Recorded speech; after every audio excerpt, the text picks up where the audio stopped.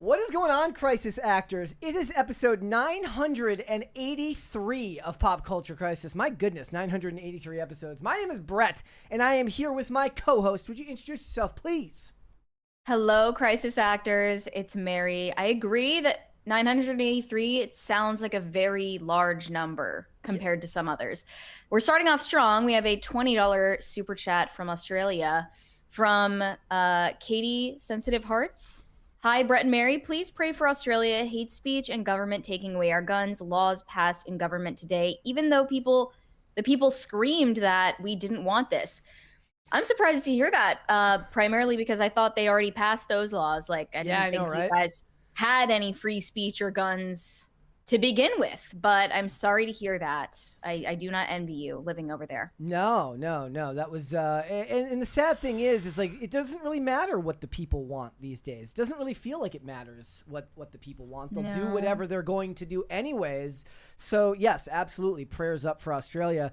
Guys, we got a bunch of stuff to get into today, but before we get started, hit the like button on this video and subscribe to the channel. If you are new here and you have not subscribed here yet already, please and thank you. Remember to share this episode and all the segments out with your friends, your family, loved ones, everybody in your life that you both love and hate. The more people that you share it with, the faster this channel can grow. So thank you guys so much for that. Remember, we will be live again tomorrow. Mary was here yesterday. Today, Colonel Kurtz will be live with me tomorrow on Wednesday. We will be off on Thursday and Friday because I will be out of town. And then we are back to our regularly scheduled program. The following week, Mary will be live Monday, Wednesday, Friday. And then Colonel Kurtz will be there on Tuesday next week. And then Thursday, all things working out as we hope they do, it will be Alex and Brandon back in the studio. It's always fun to actually get to do a live show in the studio. So just keep an eye out. The show will be running as normal. This week is anomalous for the time being. So what are we getting into today? We've got a bunch of stuff to talk about. The number one, of course, being Brooklyn Beckham. If you don't know who that is, it is the child of the Beckhams, the famous Beckham couple. Of course, David Beckham, and she'll always be Posh Spice to me. She will not be... not me. I didn't even participate in that. As a Zoomer, I was not one that grew up with the Spice Girls, and also as an American, had no relevance to me. So she's just Victoria to me. Yes, the parents of Brooklyn Beckham are kind of coming under fire for the way in which they've handled their relationship with their son. There have been many memes made about the dance that supposedly happened at Brooklyn Beckham's wedding. Well, you know what it is? It's because Brooklyn is a Nepo baby, and Victoria Beckham, she and David, they both grew up very working class. Be honest. Rolls Royce. Be honest. Well, to be fair, David did grow up working class. Yes. Victoria did not. Yeah. So hence the name Posh. Yeah, makes perfect sense. Baby Spice is still a creepy name. Just saying. That will never not be creepy. Yes. Yeah. So we are going to talk. Recover from that. We are also going to talk about an ex-Mr. Beast employee turned OnlyFans star turned course book seller. It's all going to tie in to a post that Lil Tay made recently, where she was talking about the large amount of work that it takes to be successful on OnlyFans. And we're gonna... It's so difficult. It's back-breaking work. Try being an internet slut for a day. Yeah. Try. It's harder, according to her, harder than most jobs. Period. Well, look, I'm going to be the guy who says, every job has its quirks and its, things that make it difficult. But there are just some jobs where you forfeit the right to complain about it. We have one of those jobs, believe it or not. Yes, we do. No matter how much work goes into this, or no matter what's going on in my life when it comes to my job, if I was to come on here and complain to you guys about how much work it is, it would be ridiculous, and you would be rightly lashed for it. A verbal lashing from the audience. So we're going to get into all of yesterday, that. I swear I sat back and I was like, I just need the Department of Agriculture to give me a consulting gig, Yeah. Well, I saw your I think that would be my true crowning achievement of life. I saw your thing about you can't have, what was it, a piece of cake? A single piece of cake is death. Oh my gosh, yeah. The Mahas are coming after me. You have Maha fatigue.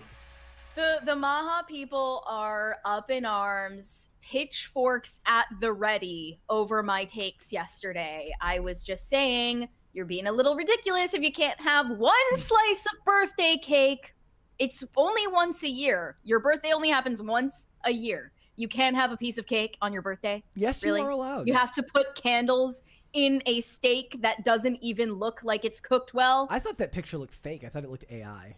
The steak looked like it was made of rubber. It looked AI. I bet RFK likes well done steak with ketchup. The candles in that photo looked AI to me.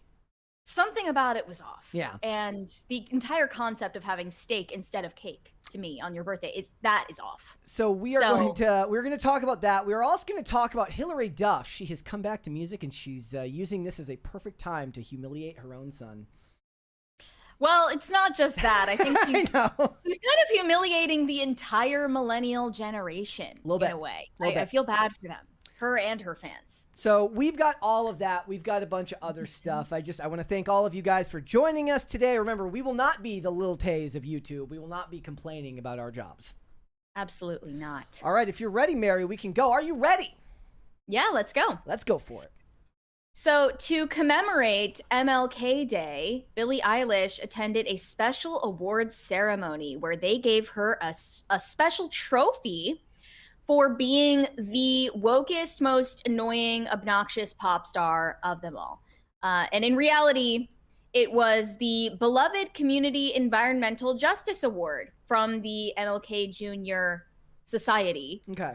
And they also honored Viola Davis as the beloved Community Coretta Scott King Woman Soul of the Nation Award. Okay. They also awarded LeBron James's foundation with the Community Youth Influencer Award. So lots of celebrities involved in the event. And this was very special to her, to let everyone know that she's not deserving of such an honor because our country is so broken. This is something she feels is important for her to use her platform to talk about. Mm. So here was a transcript of her acceptance speech. To be honest, I really don't feel deserving, and it's very strange to be celebrated for working towards environmental justice at a time where it feels less achievable than ever given the state of our country and the world right now. She sounds like Jaden Smith in that one interview from when he was like 15, being like, can we just talk about the political and economic state of the world right now? Can we make that into a shirt? I wonder if that's been made. I'm sure someone has. We should do a retro line of quotes from like memeable quotes from celebrities. And then she goes on to wax poetic about ICE, saying we're seeing our neighbors being kidnapped, peaceful protesters being assaulted and murdered, our civil rights being stripped, resources to fight the climate crisis being cut for fossil fuels and animal agriculture destroying our planet, and people's access to food and healthcare becoming a privilege for the wealthy instead of a new basic human right for all Americans. It is very clear that protecting our planet and our communities is not a priority for this administration, and it's really hard to celebrate that when we no longer feel safe in our own homes and in our streets. I have this platform, and I think it's my responsibility to use it. So I feel like I'm just doing what anyone in my position should be doing. So, of course, everyone clapped for her and said, she's on the right side of history. Pop stars get almost universally praised for commentary like this, as Brett has pointed out. Mm-hmm. It's far less controversial for a musician, for some reason, to say things like this compared to an actor. I think, the thing is, movies, by their nature now, especially big-budget movies, are designed to be four-quadrant, which means you're supposed to appeal to everybody, whereas pop music is laser focused on specific demographics. Yeah, that is very nothing she's saying is going to upset the gays or the theys. They'll be perfectly happy with this and they'll love it. I am going to point out what I think is the real tragedy here. I'm not a Billie Eilish fan. I don't listen to her music. I don't enjoy that style of like whispering instead of singing. Yeah. And her whole persona of being like fake edgy, it's not my thing, but I do think she's legitimately talented. Mm-hmm. And that's why it's such a tragedy that she feels the need to be this annoying about politics all the time, just nonstop. Is Jaden like question for you. Do you think Jaden Smith is talented? Not really, no. Okay, so it's actually more endearing when Jaden Smith does it because he just doesn't have anything going for him. In a way, yeah. Like he thinks he's a genius because everybody around him, all the adults around him, have been telling him that he's a genius his entire life. But I'm sorry, for Billie Eilish, derailed. like I recently watched this Rick Beato video where he was talking about the nominees for Song of the Year at the Grammys. And he listed them all off. I don't remember all of them. One of them was that Doechii song, Anxiety.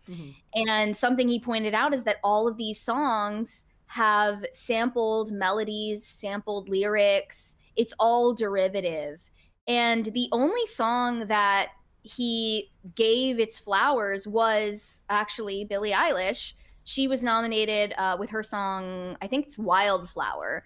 And I don't personally enjoy the song. I don't listen to the song, but it is objectively the most interesting to listen to and required the most vocal talent. She is talented, and she doesn't need to do this to be famous and relevant. It's purely, obviously, based on her own personal convictions, as stupid as they are. So you don't think it's performative? You think she actually believes it? No, she actually believes this. And I think her parents are also kind of insane hippie libs. And that's part of the reason for this. She was raised this way. She's also been a vegan ever since she was a child. So that's why she was talking about animal agriculture causing the climate crisis. But, you know, she's kind of a hypocrite as well. And people were quick to point that out when this speech was circulating yesterday. Yeah. Someone pointed out that she is currently promoting her new perfume. And she made a video to demonstrate to people how they can buy refills for it. And this person said, "This hoe will tell you that capitalism is inhumane," and then immediately shill her perfume made by Chinese slaves. Yeah, I got it playing here in the background. I have no context as to whether it is actually manufactured by Chinese slaves, but it's not unlikely. And then another person said her family literally helped gentrify an entire East LA neighborhood that was home to immigrants. I had never heard this accusation before, so I looked into it a little bit. It seems to stem from her parents renovating a neighboring home in Highland Park, the Northeast Los Angeles neighborhood, with a significant immigrant and Latinx population. Did they actually use that phrase? Did they actually use that phrase? Yes. Okay. Yes, this is where Billie Eilish grew up with her actor and musician parents. And it turns out they bought and renovated a neighboring house, not an entire neighborhood. Yeah. They cited this video clip of her mother talking about Highland Park's changing real estate. Maggie Baird described how the family bought their next door neighbor's home after it was raided by law enforcement and put up for sale. They explained that they had bought that house to have control over their neighborhood. They renovated it, which some critics say involved stripping historic character, and sold it for, as she put it, the highest price they could possibly get to a lovely couple with no criminal past at all. This has been interpreted by commentators as house flipping that accelerated displacement in an area already undergoing rapid gentrification, where rising prices pushed out working class residents, including immigrants. Billie has faced backlash for past comments perceived as downplaying the neighborhood's pre-gentrification history, calling Highland Park a little hipster block party, saying nobody really lived there before it was popping. However, her family moved there in 2001 for affordability before gentrification took over, and they aren't large-scale developers. They just renovated this one home, and apparently that's wrong. I don't really understand why gentrification is a bad thing. It just means that people want to live in a safe, livable place. When you leave, then it's called white flight, so it doesn't matter. You lose either way. Exactly. There's no winning in that scenario. Yeah. Now, on the other hand, we have world-famous musician Nicki Minaj railing against Don Lemon for his participation in an anti-ICE protest at a church. Yeah, that was gross. He claims that he was just doing a journalism. Oh, I wasn't involved in the protest. I was just filming the whole thing inside the church while and service was going on. Yes. Right. And that is a crime, possibly a felony. They're investigating it right now. But Nicki tweeted out saying, I'll censor myself here, Don Beep sucking lemon is disgusting. How dare you? I want that thug in jail. He would never do that to any other religion. Lock him up. So let's show Don Lemon's response video to Nicki, where he queens out and tells her off and says she's a pick-me. Here we go. So people have been asking me about responding to Nicki Minaj's unhinged, homophobic tweet about me. I usually don't respond to this stuff, but let me just say this. Nicki Minaj, stop talking about shit for which you know nothing about. This is out of your depth, by the way, and you are a homophobic bigot. You don't care about African Americans. You're not an African American. From what I know, you are reportedly an undocumented citizen, so you should be deported under Donald Trump's rules. And the other thing is that your family members, you have one family member who is reportedly a sex offender, the other family member, your husband or whatever, a sex offender is your husband, and one of them is reportedly a pedophile. And you have nerve to talk about me and what you think that I do? Nicki Minaj, get a life.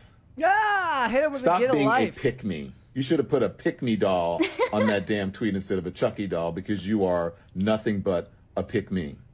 And I choose not to pick you. And so should black people and so should gay people. Shouldn't buy your music. Okay. Yeah, so he really cooked her there in the middle when he did factually state that her husband and brother are convicted sex offenders. That is a fact. However, he is incorrect in saying that she is an illegal immigrant. She's not a U.S. citizen, but she is a lawful resident with a green card for good reason, because she's a famous musician who has definitely contributed more to the economy than the Somalians they're trying to deport right now. He doesn't have the charisma. Like, I see why he made it on television, but he doesn't, like, he's not gonna win in like the flame wars of the internet. You cannot win against Nicki Minaj when it comes to social media battles. He's too cannot win. He's actually too measured. He should have gotten more intense. Right. Yeah, didn't work. As for Billie Eilish, what she got is the equivalent of a participation award. I don't know why they did that other than to get publicity for their nonprofit organization. But I'm sure it really boosted her ego. Yeah. So good for her. What was she the got one? head taps. What was the award that Trump won many years ago? Like the Ellis Island Award or something like that? Do you remember that one? Not aware of that. Well, how long ago? Hold on, let me see if I. Sounds like it was in the 90s, the 2000s. It was probably in the 90s or the 2000s. I think. Certainly before he was a politician. Oh, I'm sure. I think it actually was called the Ellis Island Award. Is it because he's descended from German immigrants? I have no idea. Donald It's Trump. so funny to look back on like 10 years ago when they would try to call him Drumpf to own him. Donald Trump receiving the Ellis Island Medal of Honor with Rosa Parks and Muhammad Ali. Wow. Yeah. How fast times have changed. Useless awards have existed for a very long time. That is nothing new. A very long time. That is absolutely true. All right, let's move on. This, speaking of Donald Trump, we've got more Trump news. Yes. Lara Trump is the daughter-in-law of Donald Trump. She's married to his son, Eric. And you might not be aware that she has a music career. She has been trying desperately to get it off the ground and climb up the charts for years now. She has, I believe, 4 singles already out, and she's teasing a brand new single at the moment. We don't know the name of it yet, but let's show this clip that she posted as a teaser with her rapper collaborating on the music video. Let's see. Okay, before we do that, guys, I do want to preface that any music video looks really lame behind the scenes. I'm sure that's true. But this is kind of on another level. So let's let's watch this. And what's the set here? The set piece is just a chair? It looks like the type of mansion they would have got in the San Fernando Valley that they would have used to film porn back in the 90s. So she's off to a bad start. Let's listen to this.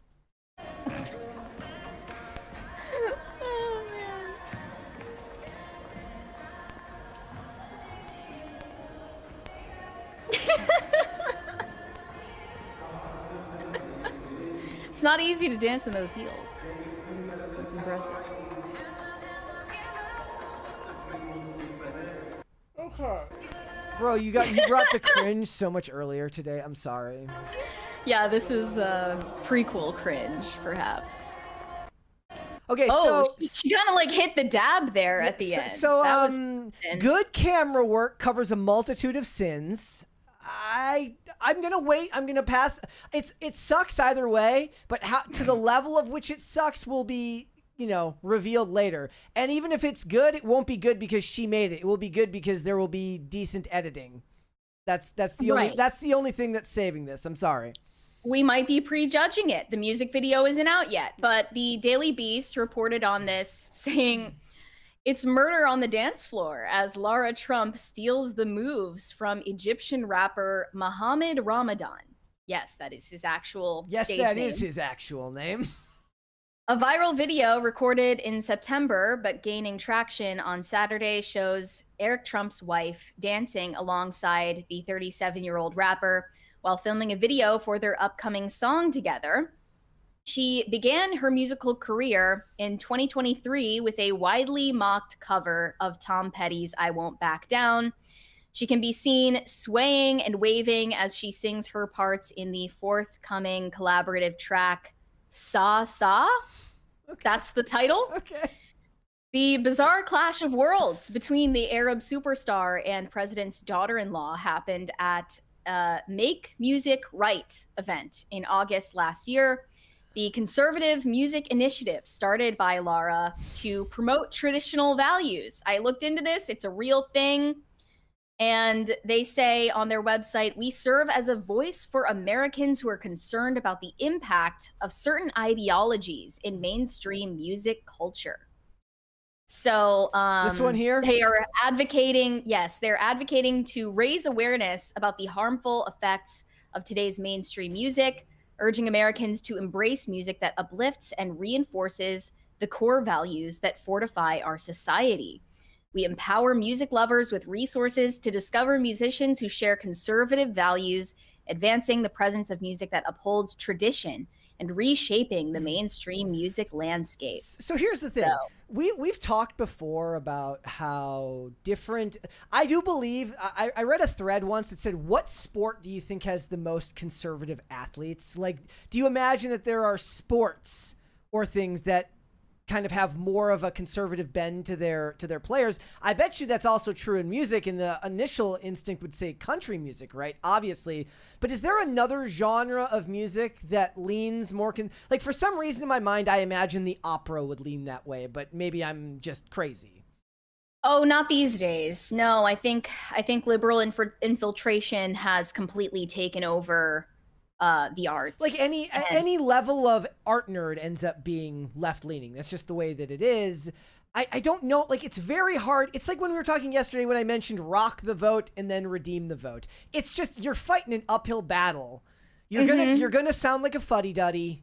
You're not gonna sound cool. It's not gonna seem like right-wing culture succeeds through memes. And that's, the edginess of right-wing culture, but she's not like the same. That's not the same thing. Like, is she going to have to put Pepe in her freaking videos? It's like all I can think of. She's going to have to put Nick Fuentes in her videos if she wants to gain traction. There's a 20 there from Pop Culture Junkie. Let's see. It's not here for me. I got it here. He says, don't knock useless awards. I like my Emmys and my Addies from the TV station I worked at in 1985. I received an award during the annual station golf tournament. My 18-hole score was 200. The award show was for best dressed.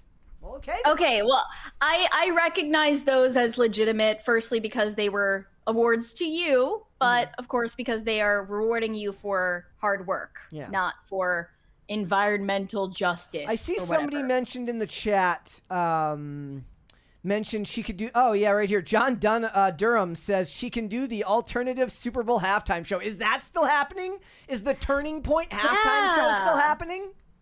I assume that it is going to happen at the same time as the Super Bowl. I almost forgot about that. So Lara's music career has been an uphill battle, to say the least. She also had a song with French Montana called No Days Off last February. And I want to show a news hit that she did with Sky News a couple years back, giving an a cappella rendition of I Won't Back Down. This is a moment in history. We played this. I think we've played this on the show before. Yeah. Okay. Well, you have to sing us a line here on Aaron. Come on. I'll do my best without any music or anything. Okay. Well, I won't back down. No, I won't back down. You can stand me up at the gates of hell, but I won't back down. This is like the guy yesterday in the Cringe when he got tricked into freestyling for a record contract that didn't exist. Yeah, they knew what they were doing in that moment. And she followed I Won't Back Down up with a song about first responders. It was a tribute to firefighters called Hero. And I also want to show a clip of that performance here. Okay, here we go. Without your bravery, we're all out of luck. Hold on. No, this can't be denied. You gotta be special. The nods. It takes a lot to put you last and everybody first. Oh my God. Okay, I can't. I'm sorry. I can't. I'm tapping out. What was that supposed to be? Like half Miley Cyrus, half I don't even know who else. Well, that I think was her first original song. Okay. Which was met with lots of negative reception. She also claimed that it was being shadow banned and buried in the charts and sabotaged by the powers that be in the music industry, although it did actually end up in the Billboard charts. I think it was in the top 10. I think the fact that it made the Billboard charts is proof that they didn't do anything to it because her name got her to whatever number she's on there. Yes. Oh. I will give her credit for wanting to do something and being really dedicated to it. I'll give her that. Okay. You know, it's not easy. You respect her commitment to the bit. I do. Yes. Yeah. So she's still on her battle to find music stardom. Maybe she just needs to switch genres. Maybe she just needs to find a new genre. I would say maybe this just isn't your strong suit, you know, and that's okay. That's okay. Not everyone is talented. Not everyone has a creative bone in their body, and that's fine. Yep. You know, maybe better to quit while you're ahead. You had a Billboard charting song. That's something to be proud of, but this just isn't your calling. That's what I would say. It's not, and we're going to be the ones giving her the most measured version of that critique, I think, because, you know, like I said. Because everyone else is just going to trash her even just because she's a Trump. Like, you know, even if her songs were good, they'd still trash her. Yeah, and here's the thing. Like, I do have respect for anybody who kind of puts themselves out there and takes a risk on something, and it does require a certain level of delusion to believe that you can do something like that. Like even if you can, it does, because there's so many people trying to succeed in these industries. You have to be a little bit nuts to even make the attempt. Well, I guess that's perhaps a level of delusion that we respect. Is this her version of, like, we talked yesterday about the women that own the stores in the town square that their husbands all absolutely fund? Yes. This is her version of that? Conservative side quest? Yeah. All right. Yeah. All right. You know, she's not just a co-chair of the RNC. She is a songwriter. That's exactly. She has a passion. Okay. We'd love that for her. All right. Let's move on. Let's do Cringe and Cute of the day. We'll start with the cringe here first, and we will get through that and make sure that the cute is all queued up and ready to go. Yeah, this might pale in comparison to the cringe we've already seen today. So yeah, it might be underwhelming. This one's not gonna, I can't imagine this one being as bad. So here we go. My pronouns are they, them. I need to identify as a gender confused potato. Ray, why a potato, do you ask? The potato is the most transgender of all the vegetables. Like, a broccoli is always going to be broccoli, and lettuce will always be lettuce, but a potato can be anything. A potato can be chips, it can be mashed potatoes, it can be tater tots. They start off as this lumpy, hard thing, and they turn into the greatest thing in the world. Okay. Well, all right. Yeah, that wasn't nearly as bad as Lara Trump. It was just... No, not as bad, but still pretty bad. Oh, I mean, she's... The brown shirt is giving potato vibes. So I thought she was trying to kind of embody the potato with what she was wearing. Yeah, she definitely looks like a potato. Maybe even a sack of potatoes. I'm a potato. Mark Broccoli, I'm sorry, Mark, she said broccoli in the thing. Mark Bradley. See, I'm delusional thinking I can podcast. Mark Bradley sent this one with no message, and it's a very cute puppy. I'm not into puppies, but he's cute. I know. It's a cute one though. We'll do one more here from Greg Duvier. From the left to the right, let me put it on widescreen there. Zorro and Gizmo relaxing on the couch. Very cute. I can't see the one on the left very well. It's hard. It looks very tired. You can see it a little bit from the smaller photo there. Oh, I see. It looks very tired. All right, let's move on. Yes.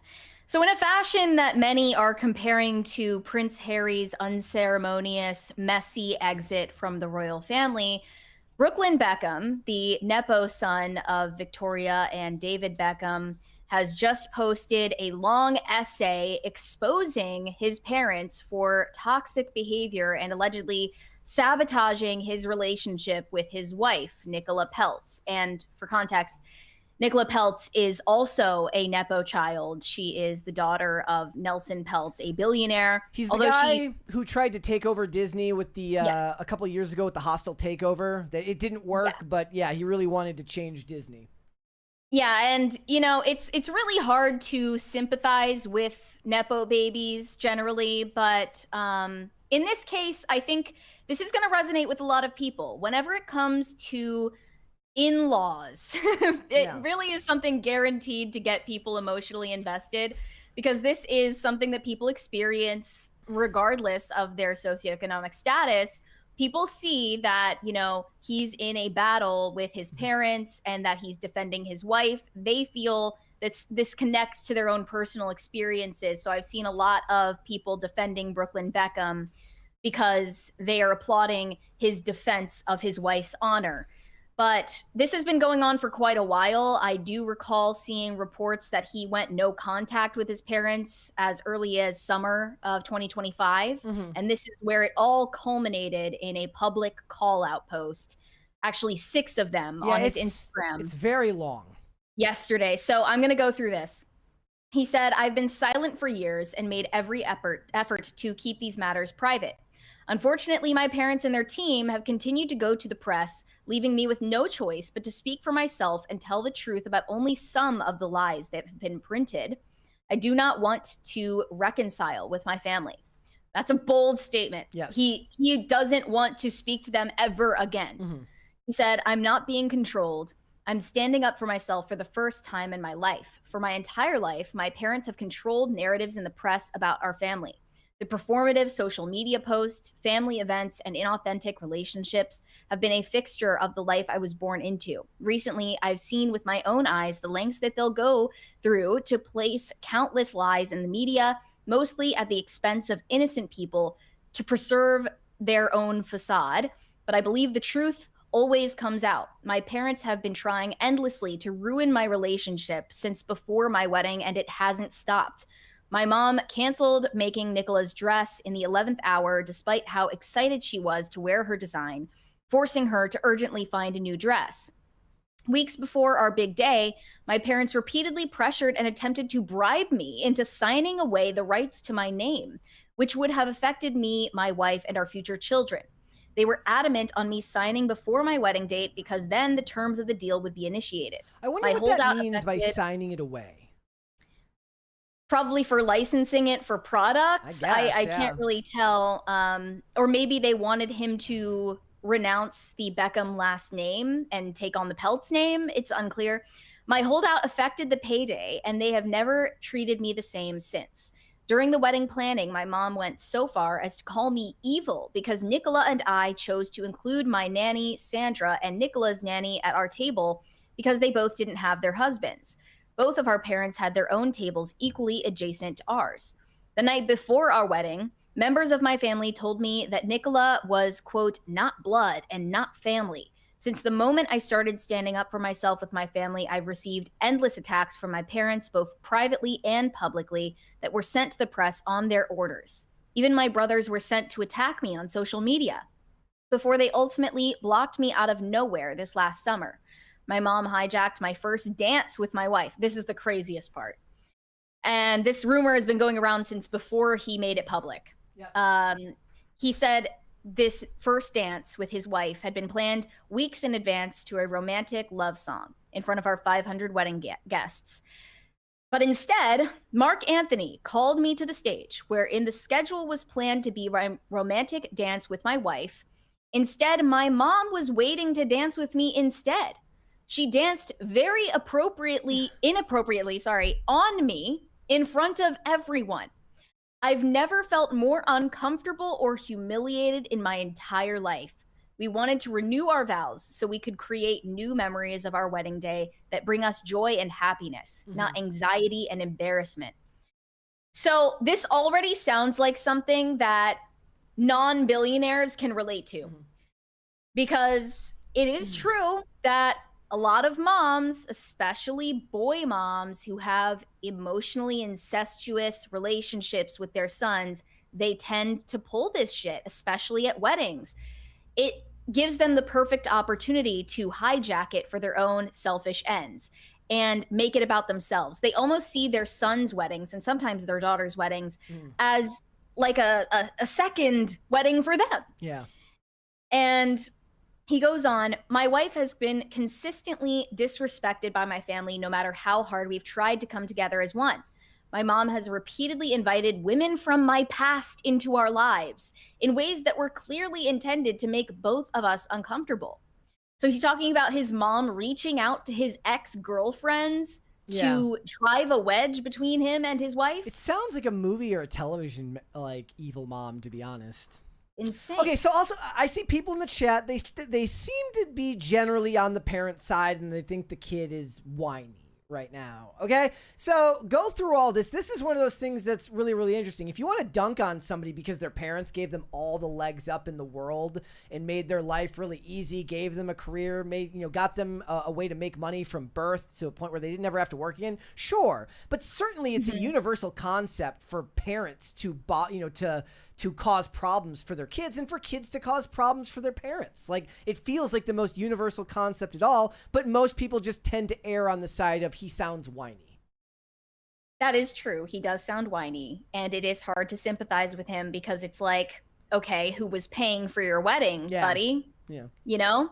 But at the same time, I feel strongly that when you, as a parent or a parent-in-law, are paying for a wedding or anything that is a gift, it should be a gift. You should not expect a transaction. Yeah. I wouldn't be surprised if Brooklyn Beckham ends up writing one of those "Am I the asshole" things that ends up on a podcast. Someone's gonna find his Reddit sock account, like throwaway, because I don't want people to find this. Yep. Anyway, he continues and he's talking more about the public nature of their family and how his parents are so preoccupied with how they're seen on social media. He said, despite this, we still traveled to London for my dad's birthday. This is after the wedding, and were rejected for a week as we waited in our hotel room trying to plan quality time with him. He refused all our attempts unless it was at his big birthday party with 100 guests and cameras at every corner. When he finally agreed to see me, it was under the condition that Nicola wasn't invited. It was a slap in the face. Later, when my family traveled to LA, they refused to see me at all. My family values public promotion and endorsements above all else. Brand Beckham comes first. Family love is decided by how much you post on social media or how quickly you drop everything to show up and pose for a family photo op, even if it's at the expense of our professional obligations. We've gone out of our way for years to show up and support every fashion show, every party, and every press activity to show our perfect family. But the one time my wife asked for my mom's support to save displaced dogs during the LA fires, my mom refused. The narrative that my wife controls me is completely backwards. I have been controlled by my parents for most of my life. Okay, this is where people are getting Prince Harry vibes. Yeah. I grew up with overwhelming anxiety for the first time in my life since stepping away from my family. That anxiety has disappeared. I wake up every morning grateful for the life I chose and have found peace and relief.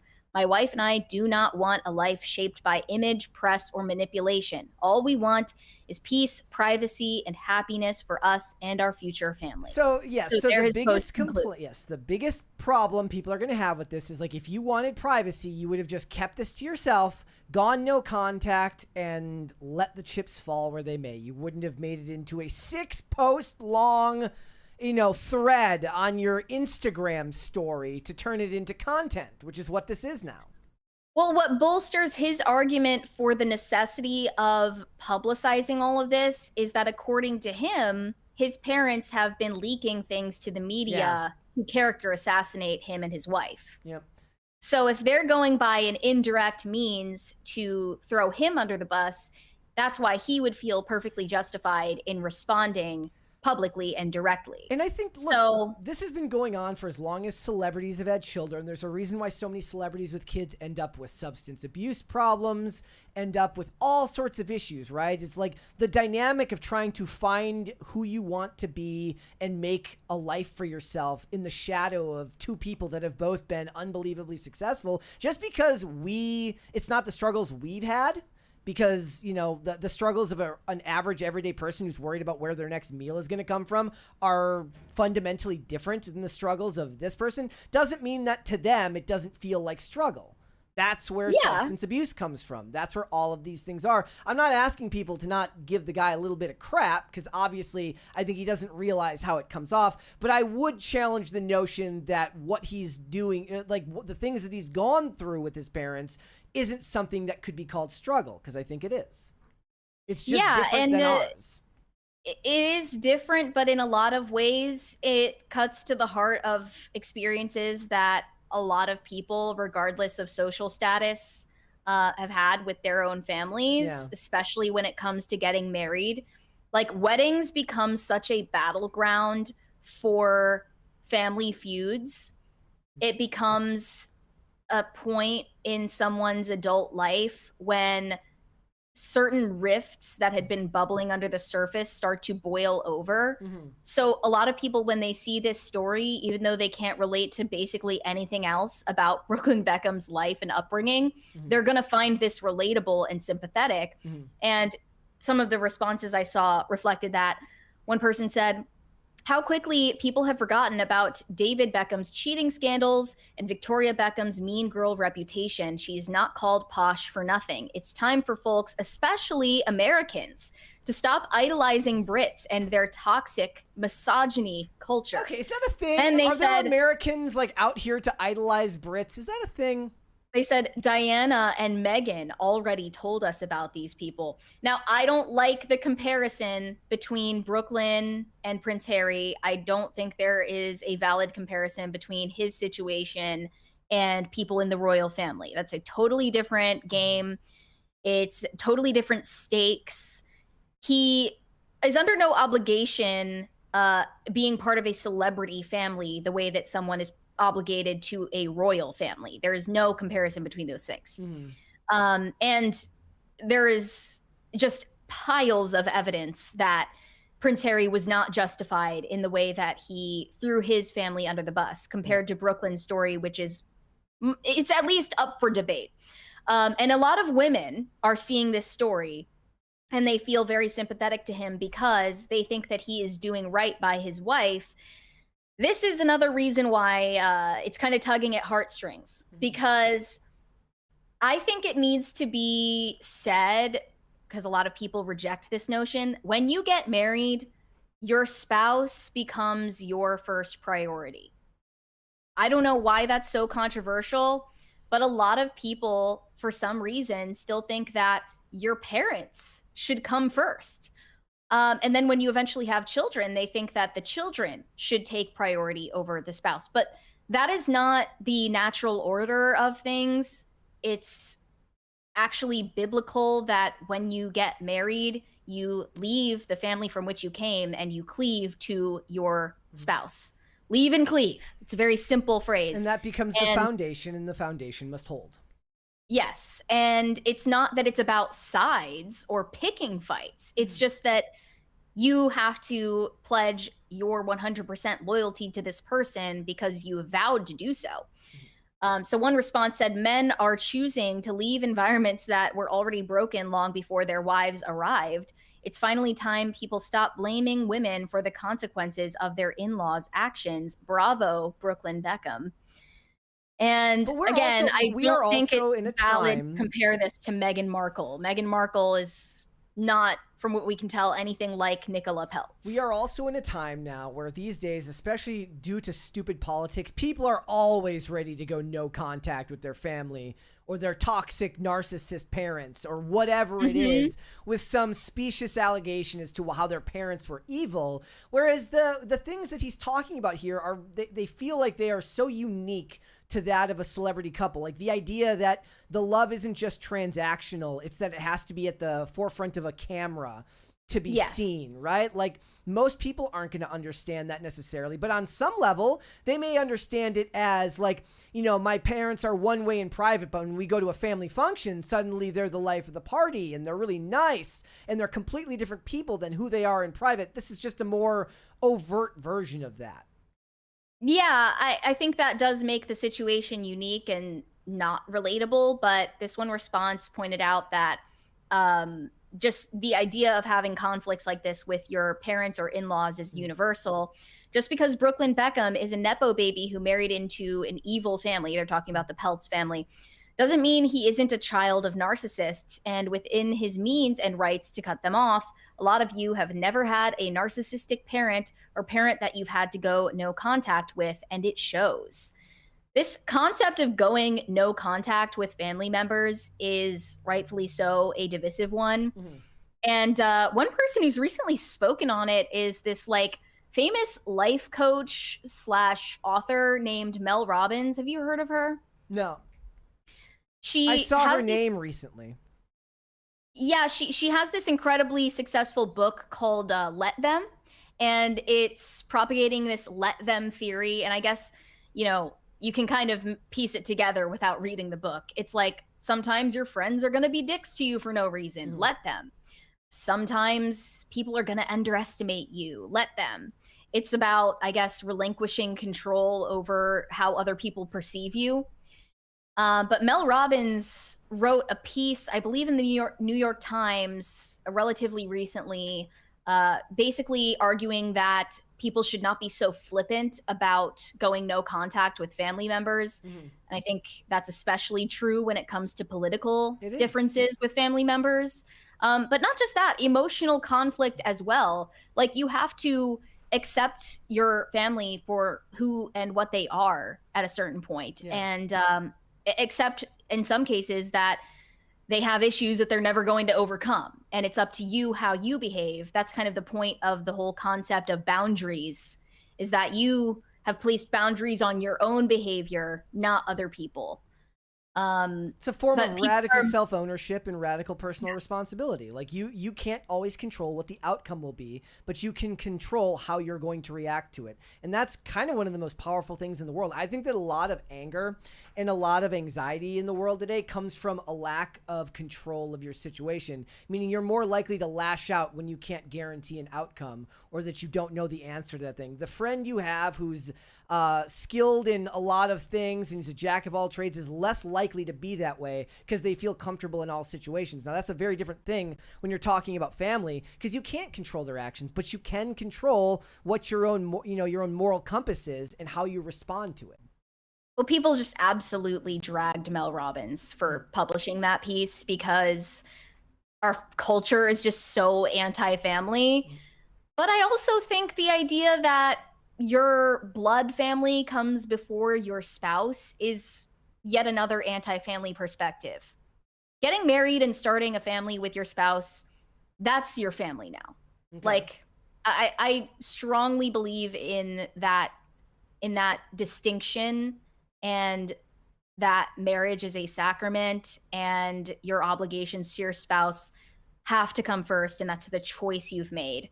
So although we don't know enough about the ins and outs of this situation to like, give a verdict on whether Brooklyn Beckham is justified, if what he's saying is true, he's at the very least justified in taking the side of his marriage, not his wife, but his marriage, in my opinion.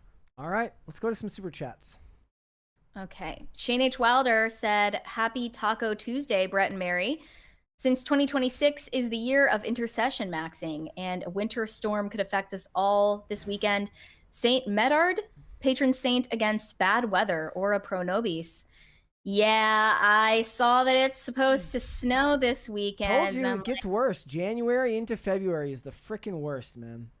I continue to be vindicated in saying that January is the worst month of the year. And then after that, awful. Like and apparently there was some big storm in like Detroit over the weekend, and that's what we're going to be in Michigan over the weekend. So hopefully it's like we're going to have to. I'm hoping to settle for just bone chilling cold and no snow. Yeah, because at least then you can drive. Zach Yandel said, "Background noise, radio dramas are really fun." Radio dramas. Is that still a thing? Yeah. So it's kind of coming back in the way of podcasts, where I know DC for a while was doing some Batman radio dramas and stuff like that, like as a podcast. Okay. I like that idea. I actually, it's so funny. I went and I'm re-listening to old episodes of one of the person of interest, like companion podcast, one of these channels that did a review of every episode, and they unintentionally proved shill media was a problem back in 2015 without even realizing it, because they would go through their ratings for the episodes. They would give their ratings, then they'd talk about the episode, and then they would give the ratings from some of the critics, right? And they had this episode where both the hosts gave the episode like a 6, 7 at the high end was the other one, but otherwise it was very low. Most of the time those episodes got 8s or 9s, and they go through the critics from one of the IGN hosts who apparently did a weekly review of it, and he wrote this long post, had all the exact same critiques they didn't seem to like the episode, but still gave it like an 8.5, and they're like, what the hell? Like, for a paycheck? I mean, I don't know. Or if it's like, I don't imagine that television critics are getting early access for like network shows, or if it's just like you're kind of prevented, like they kind of try to get you to not be too negative because they have relationships with the stations or the producers and stuff like that. But made me laugh. There's a lot of politics involved.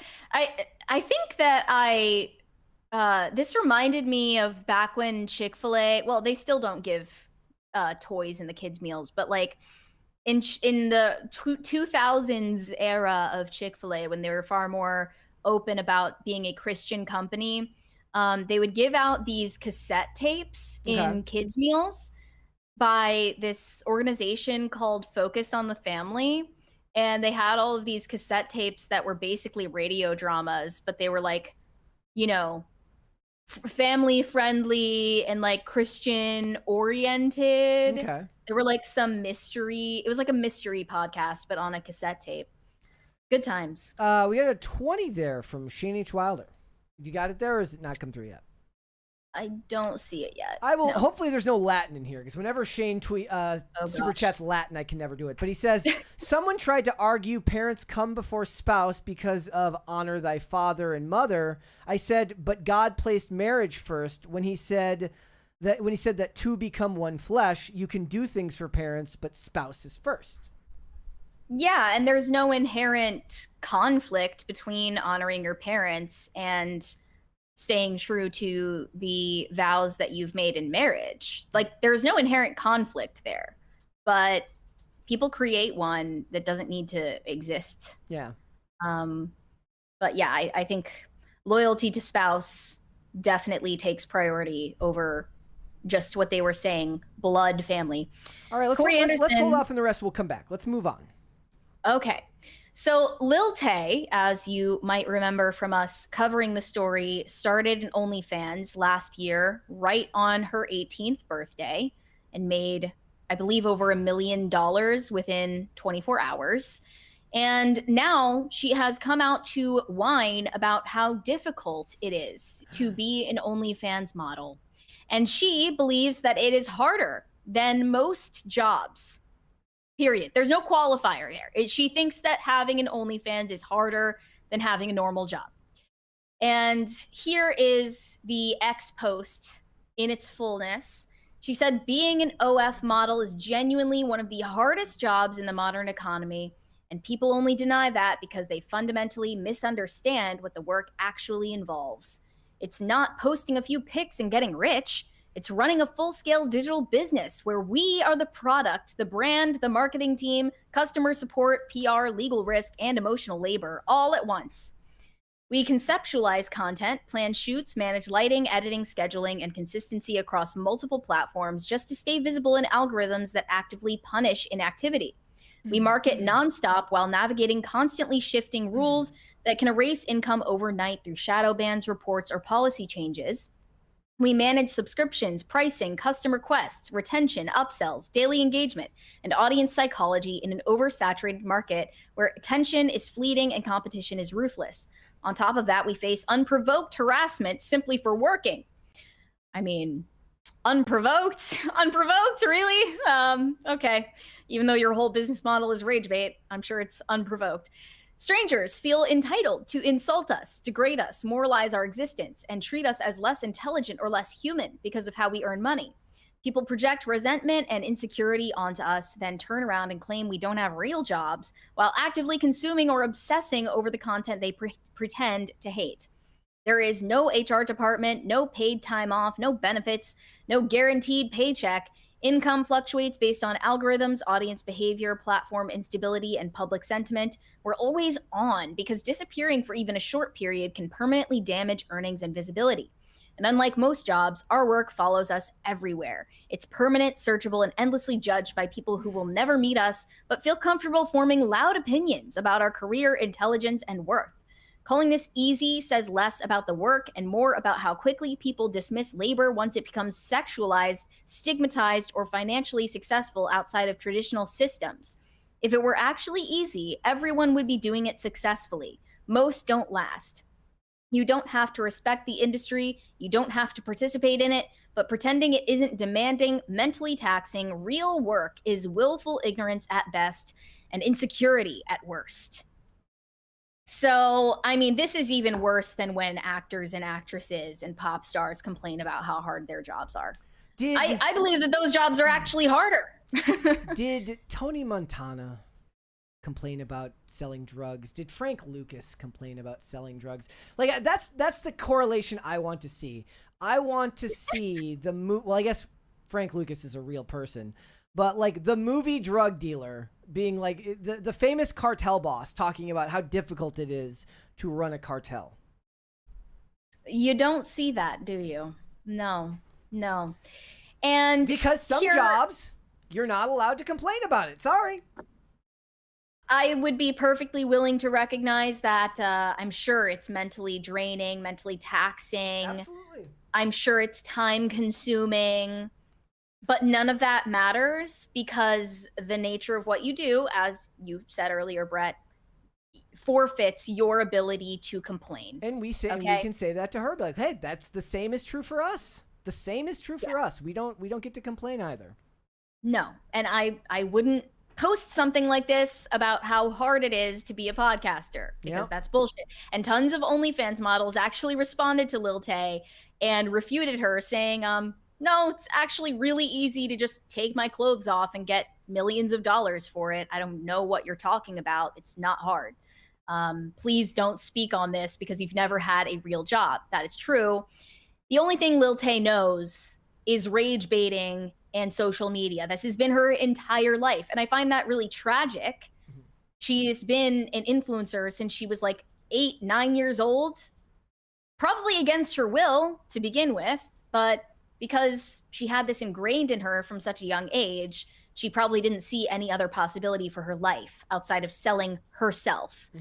And I pointed out in my response to this tweet that I find it completely expected and unsurprising that she feels mentally drained and depressed by what she does for a living, because that is the only normal emotional response to selling your soul. And I say that because she is selling her OF with the tagline of freshly 18, don't tell my mom. She's kind of portraying herself in this childlike way because most people remember her primarily as who she was when she was a child, and a foul-mouthed child at that.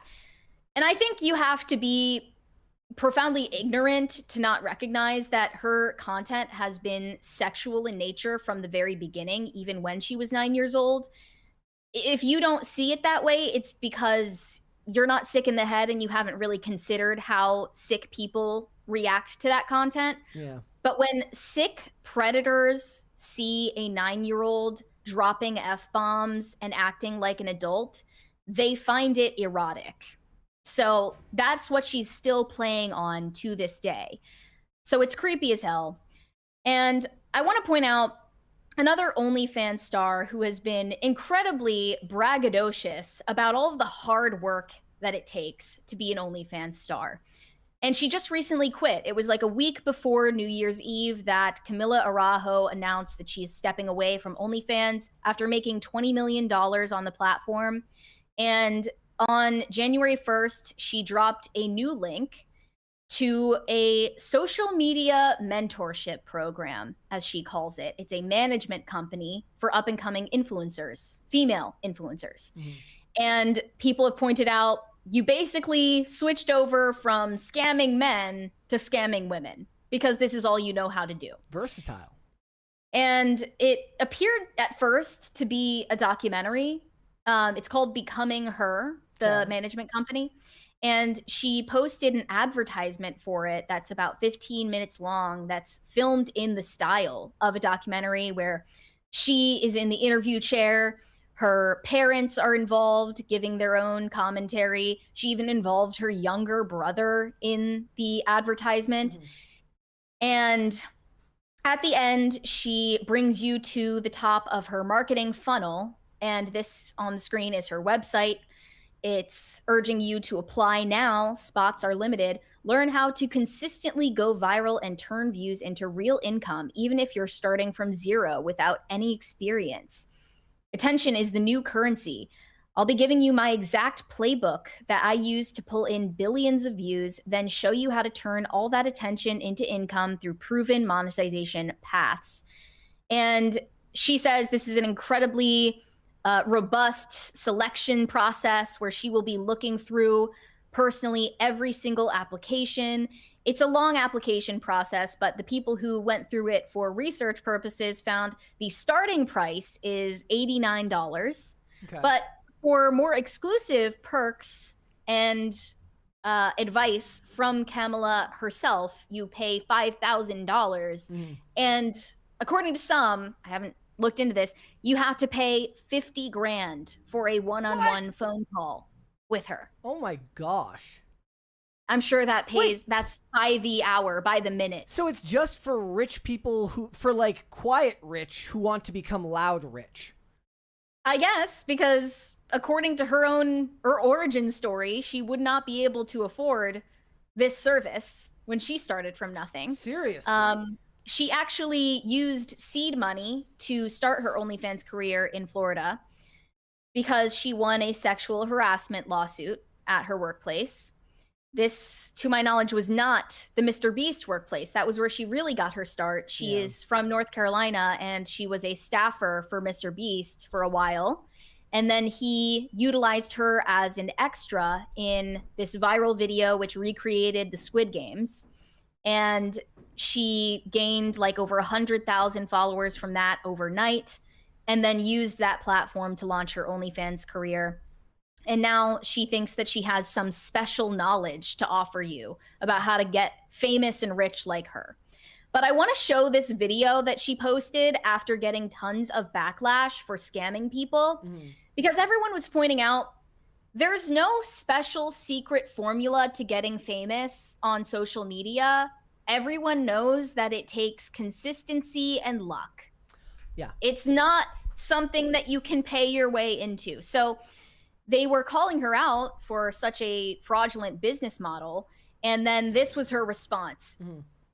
And you can tell she is an idiot. She is a low IQ individual just by the way that she speaks in this video, responding to the haters. So here was her response video. This one here, right there. Here we go.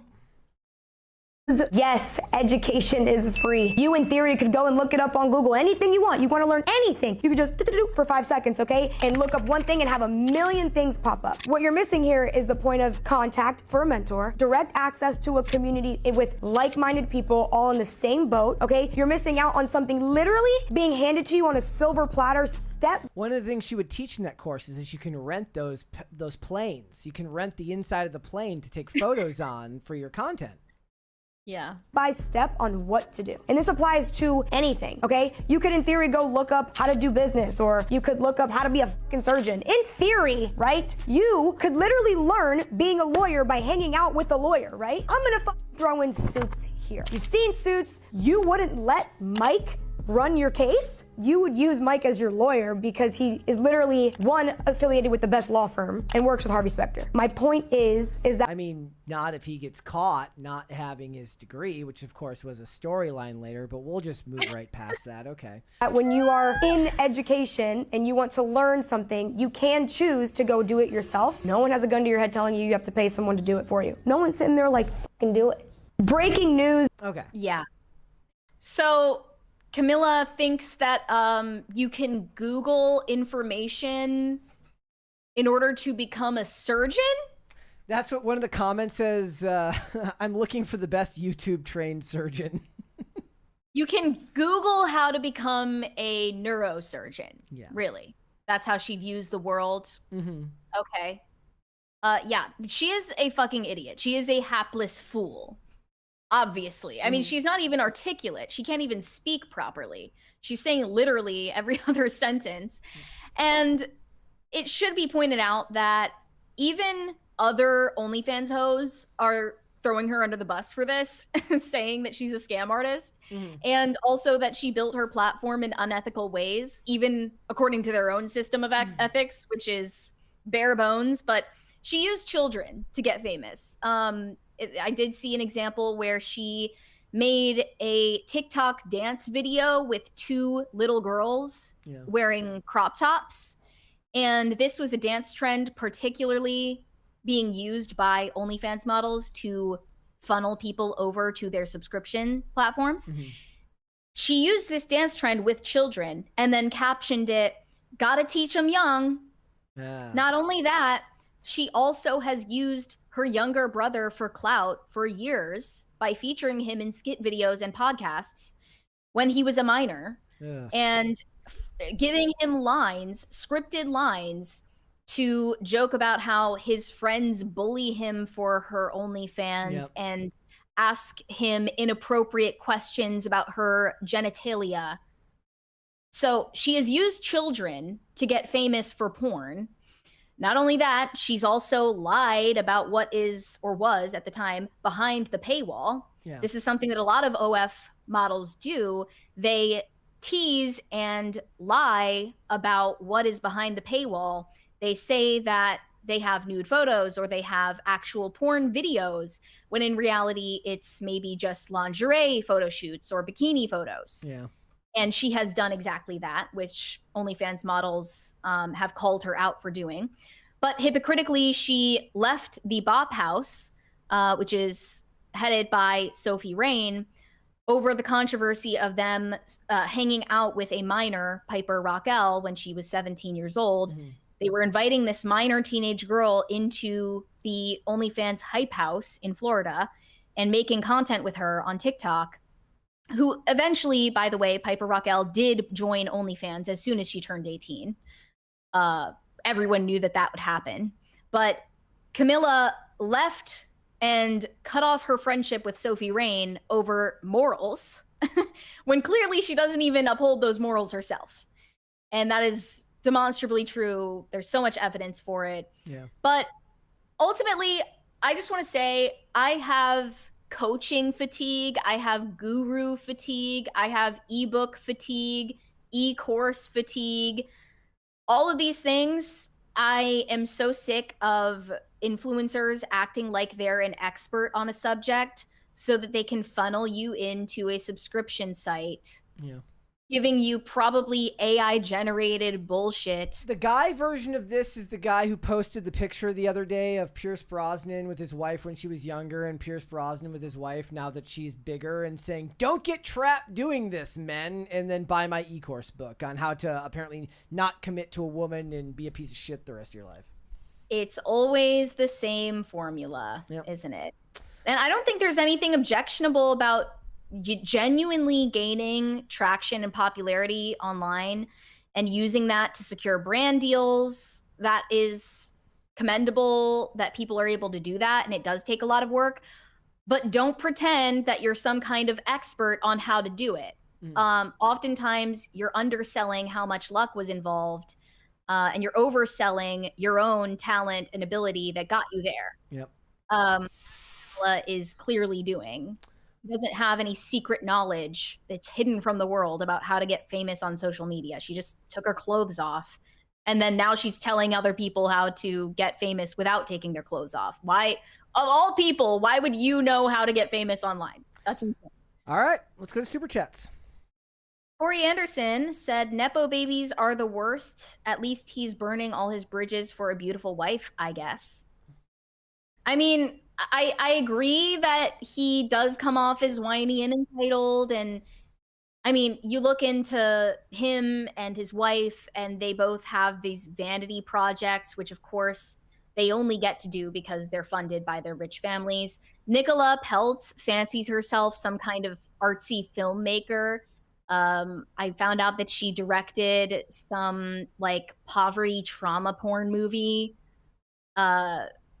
Obviously subject matter she knows nothing about, but lots of, abuse and substance abuse in her movie. And then as for Brooklyn Beckham, he fancies himself an aspiring chef. And it's just like, okay, obviously you would never have the opportunity to indulge in pursuing your passions if you didn't have rich parents. That goes without saying. Yep. But I still think that there's reason to, be open to the idea that, maybe he is trying to make his own way in the world and not participating in the social media game that his parents are. Let's do one more. Shane H. Wilder said, here's how you deal with the mahas who hate fun. Post a selfie smiling with Taco Bell. Some people don't get that you can enjoy in moderation. Yeah, that's what a lot of people were saying. They were attacking me for my love of Taco Bell and saying that the Taco Bell rotted my brain. But I don't know. I think like maybe the peptides are rotting their brains. Maybe the beef tallow is rotting their brains, and they're not able to think anymore for themselves. Look, I was just pointing out. I was actually saying something positive about the Maha movement, which is they gained all of these suburban moms into voting for Trump in 2024 because they realized there's, as I put it, this politically dormant population of bored, affluent white women who believe that they're sick for convenient excuses to stay, anorexic, skinny, or not have sex with their husbands. They have, chronic Lyme or fibromyalgia. Not the chronic Lyme. It's always something with them. And you found this group of neurotic women and you politically activated them and somehow brought them into the Big Tent Coalition. Like, that's impressive. Yeah. But don't say that those women don't exist. If you haven't met them, count yourself lucky. Or if you haven't met them, it might be you. Okay. I'm just saying. Those women definitely exist. Let's hold off on the rest. Let's come back. Somebody asked earlier if we had gotten to the Hilary Duff cringe yet. No, we are getting to it now. Yes, we are. So after 18 long years, Hilary Duff is making a comeback to her music career, and she just kicked off yesterday a new tour called Small Rooms, Big Nerves. And she's coming back with new music, but also performing all the old hits from the early 2000s. She performed Come Clean and also What Dreams Are Made Of and So Yesterday.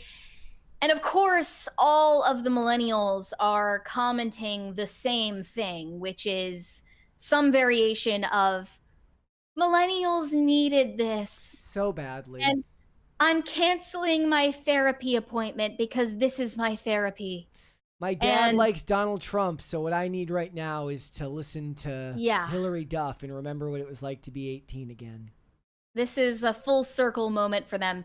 Comments saying, I feel my inner child being healed with this one. I would have sold my soul to be at this show.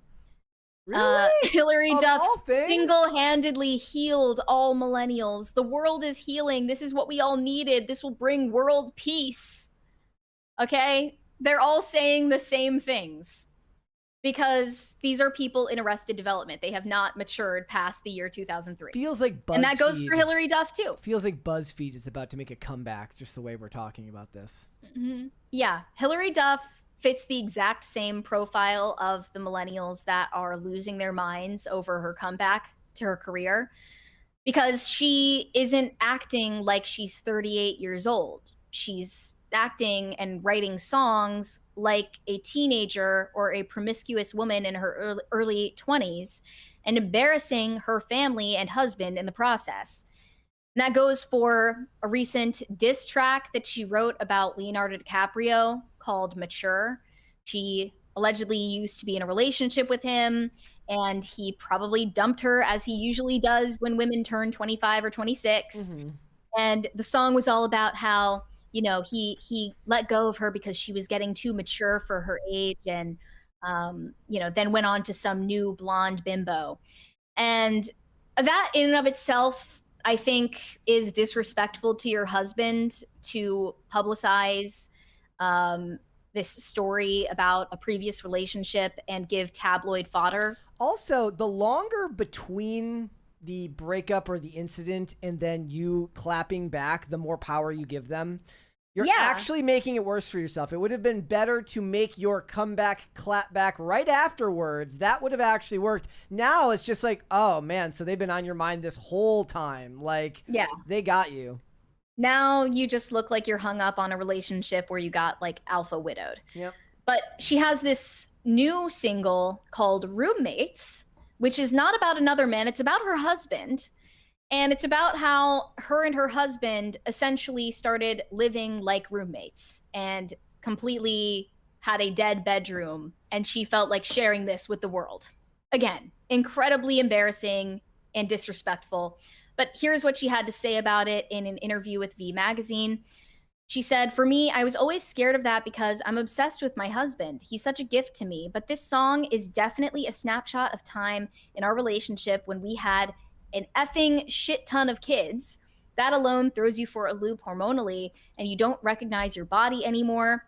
You're like, okay, I'm on kid number 3. Our evenings we're feeding everyone, doing homework, running to after school activities, both of us trying to make our careers work. Then you get into bed at the end of the day and just stare at the wall. I wanted the song to feel really polarizing because in those moments, that's how it feels. You feel alone, not seen. So yes, the song is risque, but it's also about taking me back to a time that felt more wild and more free, when you would do things you wouldn't necessarily do as often in your late 30s or early 40s. It's about yearning for a time when things felt freer. And this isn't just how Hilary Duff thinks. This is like how the average millennial thinks. They just cannot grow up and accept that they're in a different stage of their lives. Yep. So she's living in the past and writes this incredibly vulgar song where she is singing about giving head in the bathroom at a dive bar. And her kids, which are now school aged, are going to go and be like, bro, what the fuck? Yeah. For context, Hilary Duff has a son from her previous marriage who is middle school age. I cannot imagine the emotional and perhaps physical beating that he is in for when he returns to school. This will not go over well. And not only that, she is embarrassing her husband by oversharing like this. Even if he can pay lip service to supporting her career, this is not something that most men feel comfortable with. It's just you publicizing your bedroom problems. Kloonberg in the chat says, give her a pass. She got married and had kids young. So the thing is, like, well, she got married and then got divorced and then got married again and had kids with her second husband. Yeah. For context, it's not like she's been with the same guy this whole time. She married, I guess you could say that he married an artist, and he probably saw this coming from a mile away at some point. I don't imagine he thought she was just not going to do any music again ever. But it's absolutely not something that any dude actually wants them to broadcast. The more common way for this to happen now is for women to do this on podcasts, to overshare, to word vomit every detail of their relationship, past or present, with someone on a podcast. And the guy's just like, what was that one we talked about recently where like the guy like sued his wife because she commented on the size of his dick in a podcast? Yeah. Yeah. But it's not just podcasts. It's not just music, social media. Any, suburban wife, mom, they know when they go to brunch on Sundays, it's all the girls getting together to talk shit about their husbands. Like, this is a real problem in society. Yeah, but the average guy, they don't feel that they are required to have any level of discretion and respect. The average guy, whether I assume, knew that shit was going on when his wife went out with the girls, especially if she has that toxic friend group. But that was maybe not harmless, but certainly less humiliating, like on a larger scale than going out and doing it either on a social media post, on a podcast, or if you're, as famous as Hilary Duff, on a podcast, or, in a song that's going to be heard by millions of people. Yeah. And now everyone is picking it apart. She's in the music video. They have like a rain machine. She's in the living room with this guy who's just sitting there emotionless. And she's just calling back to the Coming Clean song where she's like in the rain and she's feeling all the emotions and screaming out into the ether. But here were some of the lyrics. I can barely mention it without causing some ego trauma, but I know you're sensing how I'm trying to give you hints. Physical affection goes a long way with me. I don't want to quietly resent you. I just want the easy fix. In the chorus, she says, I only want the beginning. I don't want the end. Back of the dive bar, giving you head, then sneak home late, wake up your roommates. I want the highlights, 10 out of 10, the butterflies from holding your hand before we swept us under the bed and we became practically roommates. And later in the song, she modifies the chorus and says, I'm touching myself looking at porn because you don't even look my way anymore. She has kids. But it's so inappropriate. Yeah. Like it's just really embarrassing. So I want to show this clip from Instagram where they're dunking on her for these lyrics, which obviously they bear no relation to her actual life these days. Here we go. I've bar giving you head. No, you're not. Oh my God, Lizzie, how could you? The lyrics of this song. Knockoff of everything that Taylor Swift has put out. It sounds exactly like every Taylor Swift album over the last 5 years. It sounds very AI. A dive bar giving a guy head, Lizzie? You're 38. I bet you're not. Also, you have a 14-year-old son. You just made high school impossible for him, dude. It was already hard that his mom was so hot. Hilary Duff is bad.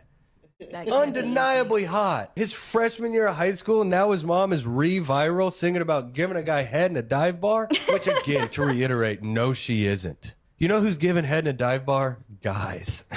Gay guys. That is who is giving head in a dive bar. And good on them. Am I like losing my mind? Or is it just smut? A little bit. It is pretty. Yeah.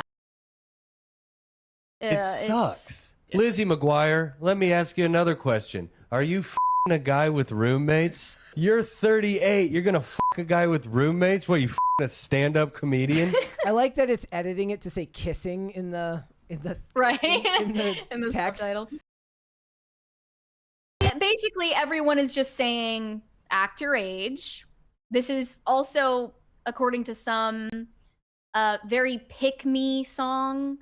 Although, you know, I guess it's fine to be a pick-me with your own husband. It's just not fine to publicize all of these details, which objectively should stay private in your relationship. It doesn't really matter that you're a musician or a celebrity. Those standards should still apply. You know, basic discretion, respect, decency. I mean, you could like. I would wonder if we could have, like, if you could have that guy on the show and be like, "Did she come to you and talk to you about this? Did she say that she was going to do this?" Because you know what happens if she did and he says, "No, I'm not comfortable with it," right? Then she's like, "You're belittling me. You're making me less than I am. You're preventing me from doing what I need to do." Right? It's the writing embodiment of that clip of Miley Cyrus when she's on the red carpet with whatever his name, Liam Hemsworth. Yeah, with Liam and he's like, Hemsworth. "Could you please act your age?" And she's like, "No, I'm not gonna do that. I'm gonna dance like this."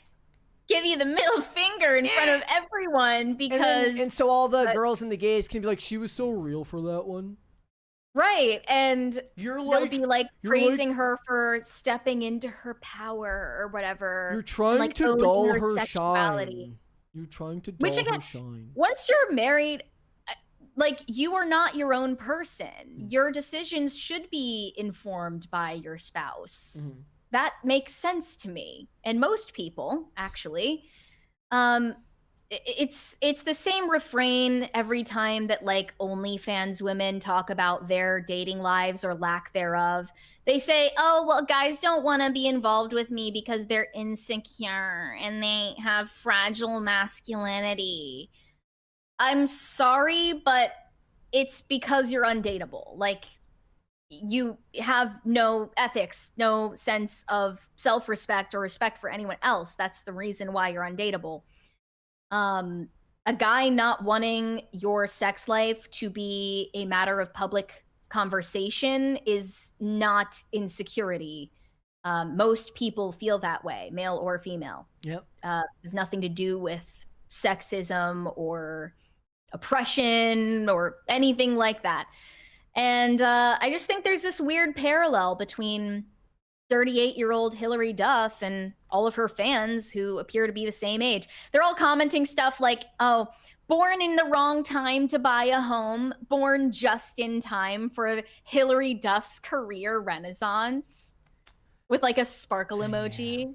Like, you already know exactly what type of person this appeals to. Yep. And they are similarly still mentally teenagers. And it's sad.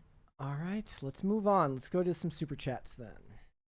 Okay. No Control said more cringe in 2026. Will or Jaden Smith? I mean, Will Smith definitely took he took a nosedive in 2025.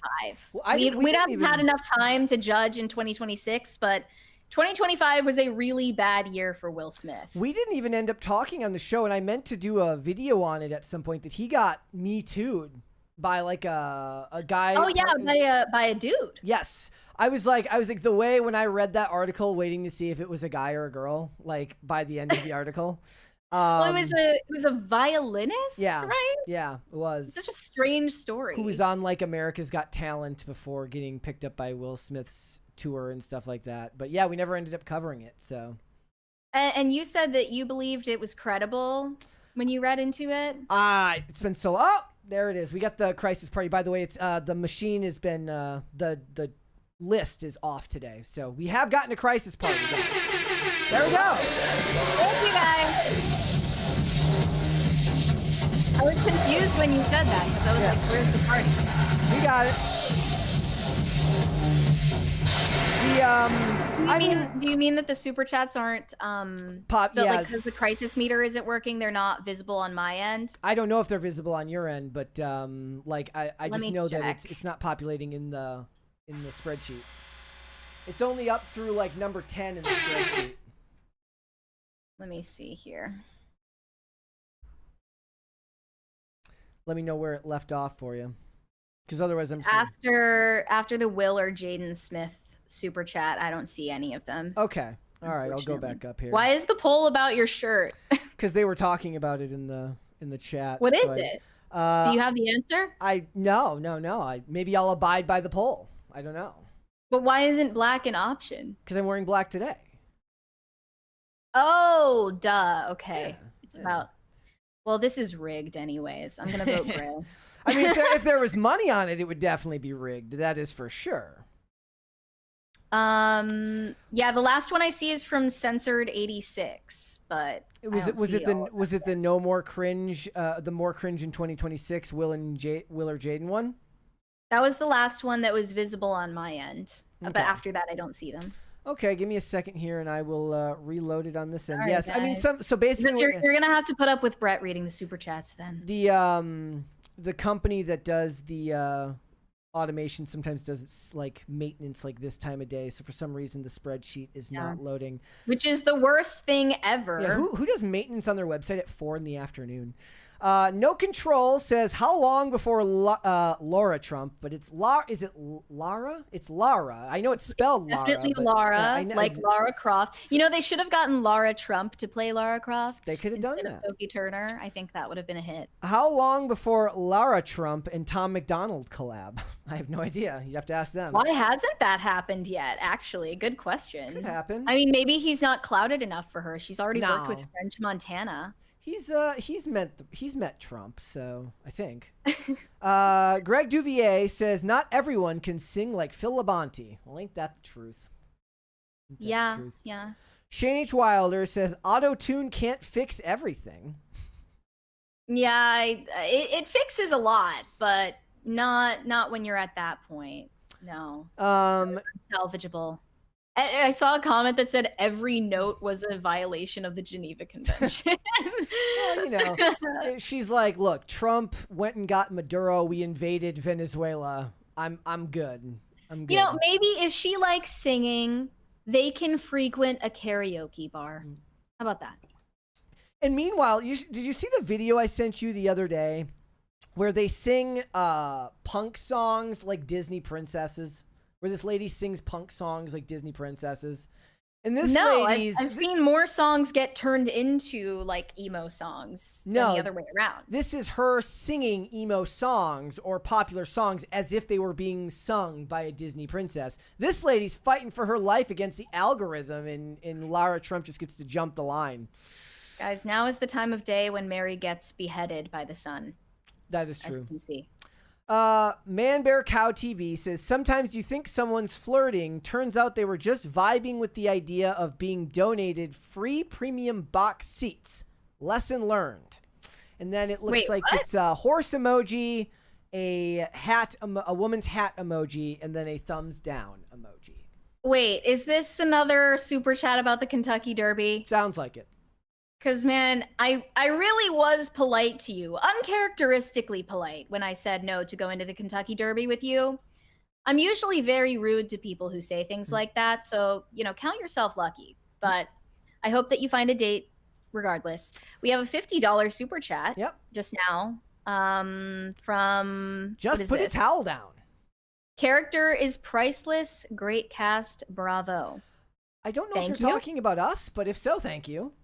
I don't know what that means exactly, but thank you anyway.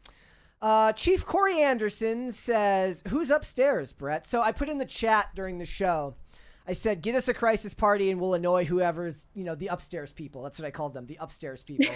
And They're a different race of humans. He asked who's upstairs. I said, I think it's Brian, but I'm not 110% sure. But if you get us to a second crisis party, we could find out. Oh my gosh, I'm getting blinded right now. Are you seeing this? Yep, it's out to get you. This is sad. Okay. All right.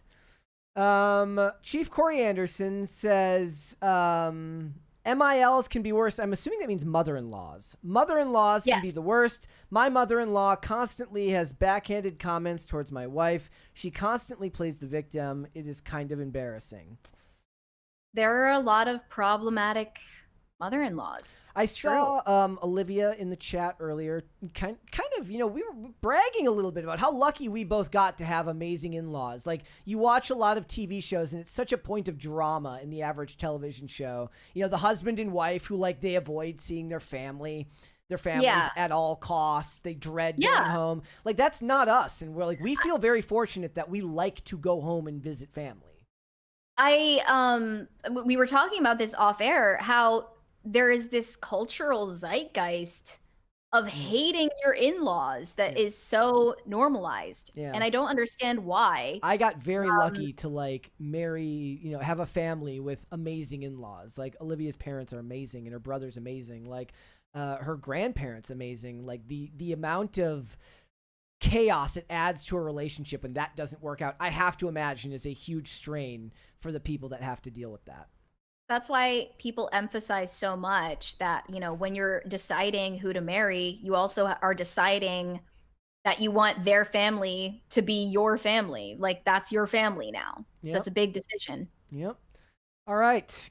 Greg Duvier says, I was unable to watch live yesterday and was thinking I was going to miss my cats live. Brett, you picked a perfect day to show my cute cats. Aw. They are cute. You're welcome. Chief Corey Anderson says, holy shit, Nicola Peltz played Katara in the Avatar movie. Wait, what? I have to go look this up. So how long did she act for, like, a long time? Or is she mostly, like you said, she was directing some movie, right?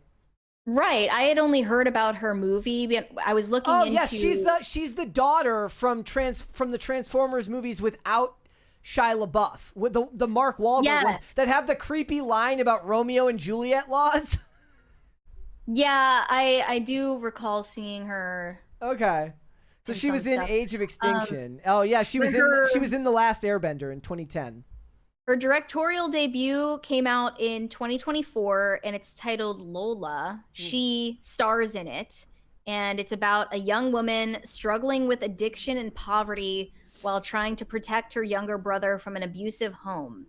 And it got mixed reviews, with The Guardian criticizing it as poverty porn for exploiting hardship for dramatic effect.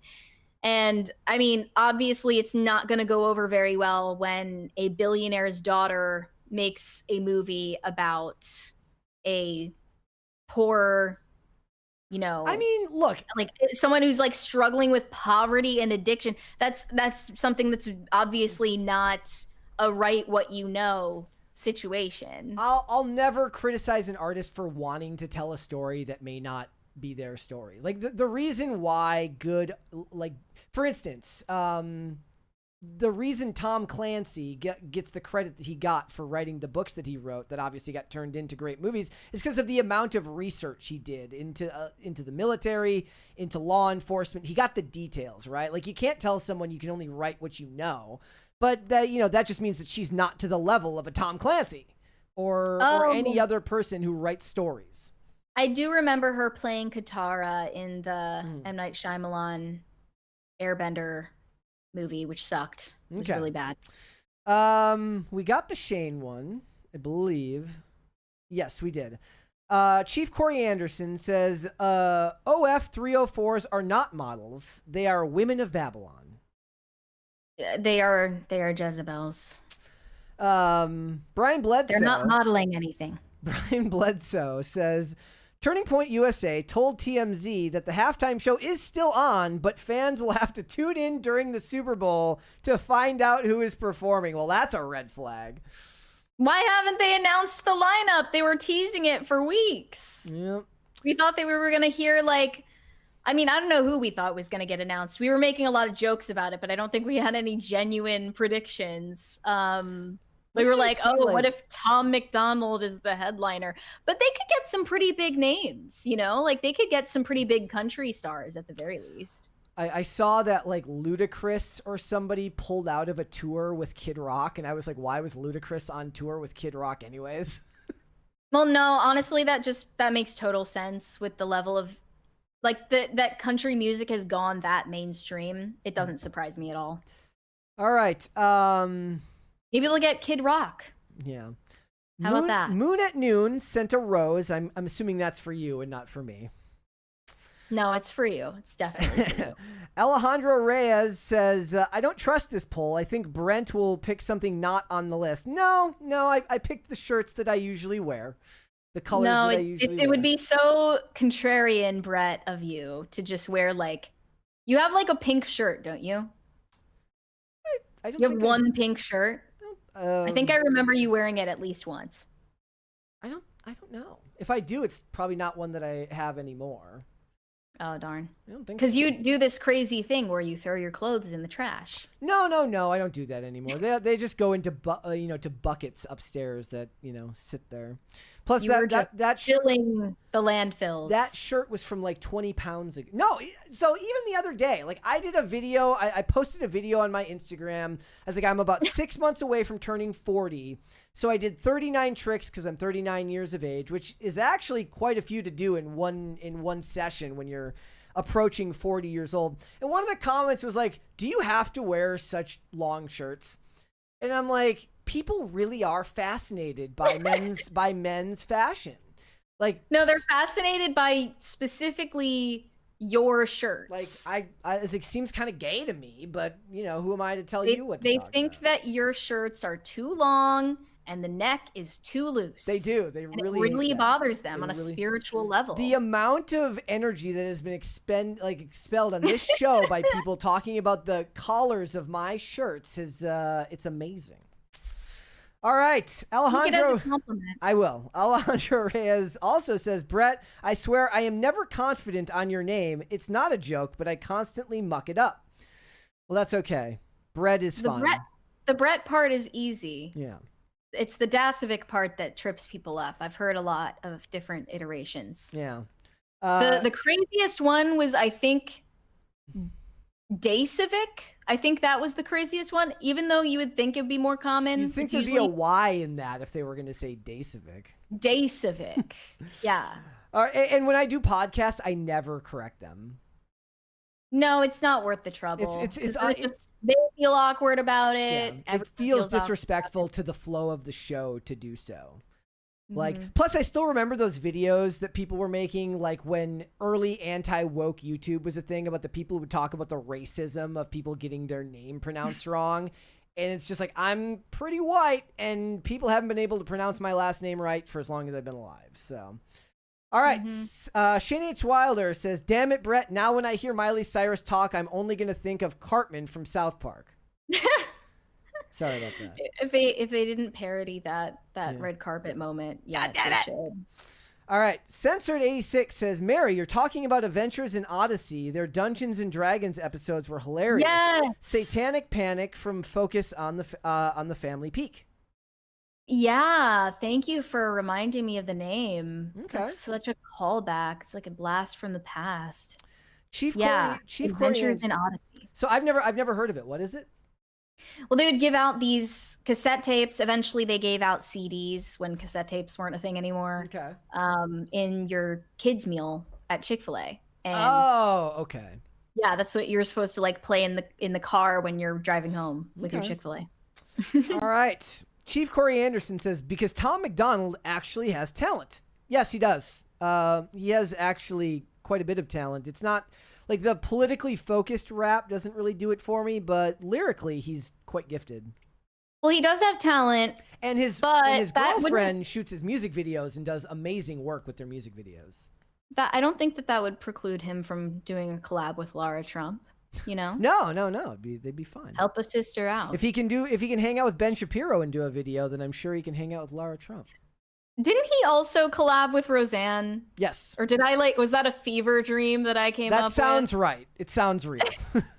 Like she actually had a rap verse that she performed with him. Chief Corey Anderson says, Mary's never polite to me. You should have been happy. Yeah, seriously. Shane That's H. a rare occurrence.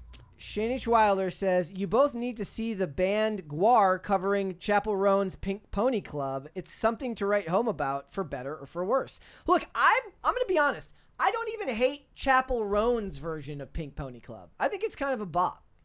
Do you listen to it in your free time? I don't listen to it in my free time, but if it comes on, I do not turn it off. I just never liked it. I'm not even trying to be, a contrarian about it because I know it's like super popular, but I just never found it catchy enough to like get it stuck in my head. Yeah. Corey, but I've heard of Guar. I feel like I've heard the name of that band before. I just don't know anything about them. Chief Corey Anderson says, Mary's the one woman that cares not about curtains. Because of my son problems. Well, I have, what are they called? Blackout curtains? The shades that they just go over the whole window. But like, if I did that, then it would be way too dark in here. So I'm kind of in a lose-lose situation. I'm just waiting for it to not be winter anymore. I mean, that's what I've done at my little space at home. If anybody here's ever watched any of the solo videos that I've recorded at home, I used to record with like two ring lights as well as the lighting in the room and then the tube lights. I've cut that down to literally just the tube lights and just the in one ring light, and then I leave the rest of the room dark, and it focuses all of the attention one direction. That way it's not so diffused. But all right, Robert Delara says, Eric Trump was put on the spot when Lara asked him what he thought about her singing. Well, he has one obligation there, and that's to lie. Is he supposed to tell her, like, he is your duty voice bound? Is beautiful. Yes. You have the voice of an angel. He is duty bound to lie. That is his job in that situation. I mean, not when it requires you to save her from embarrassment, though. Right? It's like telling someone there's toilet paper on their shoe. No, you're obligated to stop them from walking out with toilet paper on their shoe. It's his at job a certain point. This came up. I think I had. Wait, I'm so sorry. I'm so uneducated. Are they brother and sister, or are they married? They're married. They're Okay, married. I had no idea. Okay. Not both. No, you know what I'm saying. They're married. It's his obligation to lie. It would be her brother's obligation to tell her she sucks. Her brother. It's his job to funnel that information to a sibling to then pass it on. I wonder what Trump thinks of her songs. I don't think he thinks about it one iota. He's never thought about it. Never thought about it. Yeah. She's a fantastic singer. She's the best. It's probably for the best. He can only share so much space in his mind for all of that. No Control says, Loose Neck Gang, tell Phil the All That Remains merch is too small. It runs small? I'm guessing that's what he means. Maybe you run big. Yeah. I'm part of the Loose Neck Gang today. Yep. By the way. And nobody has a problem with it when I do it, only when Brett does it. Sexism, I tell you. Carnell says, since musicians have been a highlight in today's discussion, do you predict Bad Bunny will overtly throw shade towards ICE for the halftime show, or will it be Green Day for the opening pregame? It'll be both. So Green Day is opening? Yep. Got it. No, yeah, But do you think that they might tell them to just, like, not do that because it's the Super Bowl and, like, the whole country is watching? I mean, at the very least, it'll be subtle. It'll be there. Maybe it'll be subtle, but I don't even know if I buy that. Again, this is Jay-Z's company that produces these. I don't think he has any problem with getting political. Well, what if they did a subtle thing where they have like a giant block of ice and then they just like smash it or something? Like it's gonna be something really meta that like most people who don't pay attention to politics aren't gonna think about. Yep, I could see. It's like something just like that. Mr. Freeze comes. They collaborate with DC, and Batman comes in and beats up Mr. Freeze. Plausible deniability all over that one. Moon at Noon says, quit keeping Mary's roses, Brett. The rose was for you. No, they're intended for Brett. Nope, he's saying they were for you. They're rightfully his. Shane H. Wilder says, there was a radio station in my hometown that would play Adventures in Odyssey all day on Sundays. That's kind of cool. Well, it's the Lord's Day. Yep. No Chick-fil-A, only Adventures in Odyssey. Shane H. Wilder says, Gwar dressed up like football-playing demons from hell and performed thrash metal, covering Pink Pony Club, threw me for a loop. I mean, metal bands have been doing that for the longest. When pop goes punk and stuff like that. Yeah, they've been doing that for such a long time. Or whatever. Like, I Prevail did a really popular cover of Blank Space. Like, this has been going on for a while. I'm not surprised. And Phil is oft remembered for his cover of Garth Brooks, for the All That Remains cover of When Thunder Rolls. Yeah, what was it? There was one song that everyone was trying to tell Phil that he should cover, but I don't remember it now. I don't remember if it was a Taylor Swift song. Yep. It'd be cool to hear him cover some popular country songs, though. Yep. All right, No Control says, All That Remains shirt neck hole too small. See, I think I think some of you people are just weirdly into autoerotic asphyxiation, as I said before, and you just want your shirt to choke you because you're a freak. Phil has really good shirts, by the way. I know it might be hard to tell over live stream, but it has really great shirts, and I'm jealous. And I looked them up because it was a specific brand, and they're all like $100, and I was like, okay, miss me with that. Yeah, I can't afford it. Literally, like I buy my shirts because I know that they fit the way I want them to, and they're cheap. The local Wendigo says, over on Rumble, thank you, says, Mary has gorgeous eyes in the light. Thank you. There you go. I think. Yep. All right, we are all caught up on Super Chats. Now they're discussing. Do we have any... Nope, that was I checked with that. We have the Rumble rants caught up. Yeah, it was good stuff. A couple of people are saying new metal. I think one of my favorite trends now on social media is like, it's a trend where they're all making the faces like the old new metal albums in the pictures, where they're all going like this, like your Fred Durst from Limp Bizkit. I don't remember that because I don't know if I was around back then. Before your time. Well, it's like when you reach out to grab something and you accidentally imitate a Fred Durst album cover from the 2000s, and it shows them making the cutting to the pictures. No Control says, Mary, you see Phil wearing the Sleep Token shirt? That would piss Mary off, I have no doubt. No, fortunately, I did not see that, but he's wrong. Sleep Token is so bad, and I have to emphasize to you guys, when you imagine, when you visualize the average Sleep Token fan in your head, you do not see someone like Phil. You see, or me, you see a Hot Topic shopping gender goblin. Okay? Like, that is the average fan of Sleep Token. Or women who are, reading way too many romance novels and probably write smut fan fiction about the singer because he wears a mask all the time. And it's just, the guy isn't even a good singer. I don't agree with you on that. You can tell that he's a bad singer. He sounds like a kid at a high school talent show. It's so bad. And another thing? You know that this guy is he just looks like a train wreck under that mask, because in the age of social media, to do what Kiss did, to have an alter ego, to have a stage presence like that no one can find out who you are, you just know that they do not get any action behind the scenes. They do not have groupies. If they had groupies, the groupies would have exposed them by now. So they are absolutely... that no motion, none whatsoever. They're wearing masks because they probably look terrifying underneath them. Maybe. And the average Sleep Token fan, I guarantee, BMI. Okay, so even if average BMI in the 30s. Even if not ugly under the mask, at the very least, pedestrian looking. I mean, you can get away with that easily. Yeah.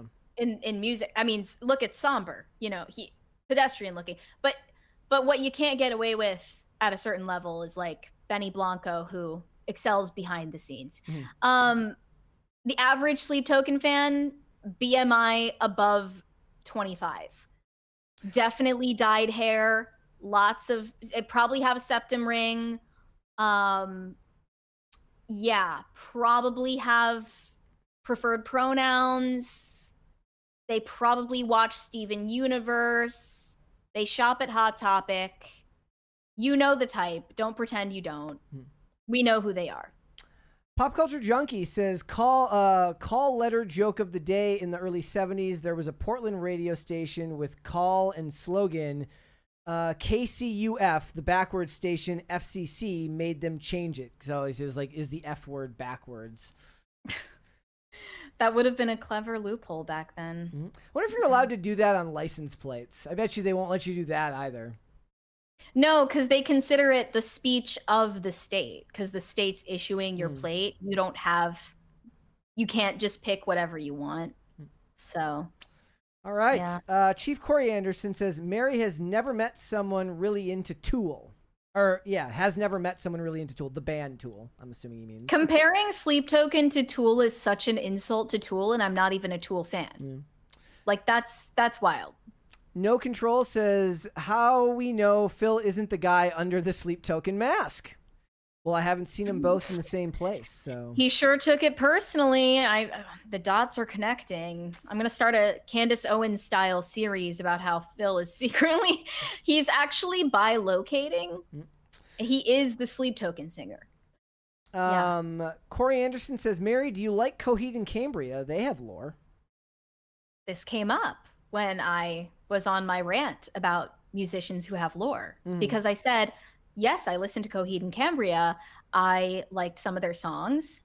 I only much later on found out that they have lore, and I find that cringe. I didn't stop listening to the music just because of the lore. I'm just saying it's cringe to have lore. And not only that, I think the singer actually has admitted in interviews that he's kind of just making it up as he goes along, because it like at this point it just doesn't make any sense. Like, there is lore, but it's not to the level that Sleep Token has taken it. Like, that is just, you have jumped the shark a long time ago with that lore. Don't want lore. Just music. Manic Mustache says, late as usual, but apropos to the deepest of necklines, as someone whose head has enough gravity to pull in butterflies and balloons, your head is too small for a neckline that girthy. Stay toxic, my friends. Did he just insult your skull shape? No. He was insulting his own skull shape and saying that mine was too small for my neckline. Oh, okay. That was a compliment then. I mean, not to my choice of shirts, but that's okay. Okay. Greg Duvier says, Blank Space by I Prevail is the only version that exists.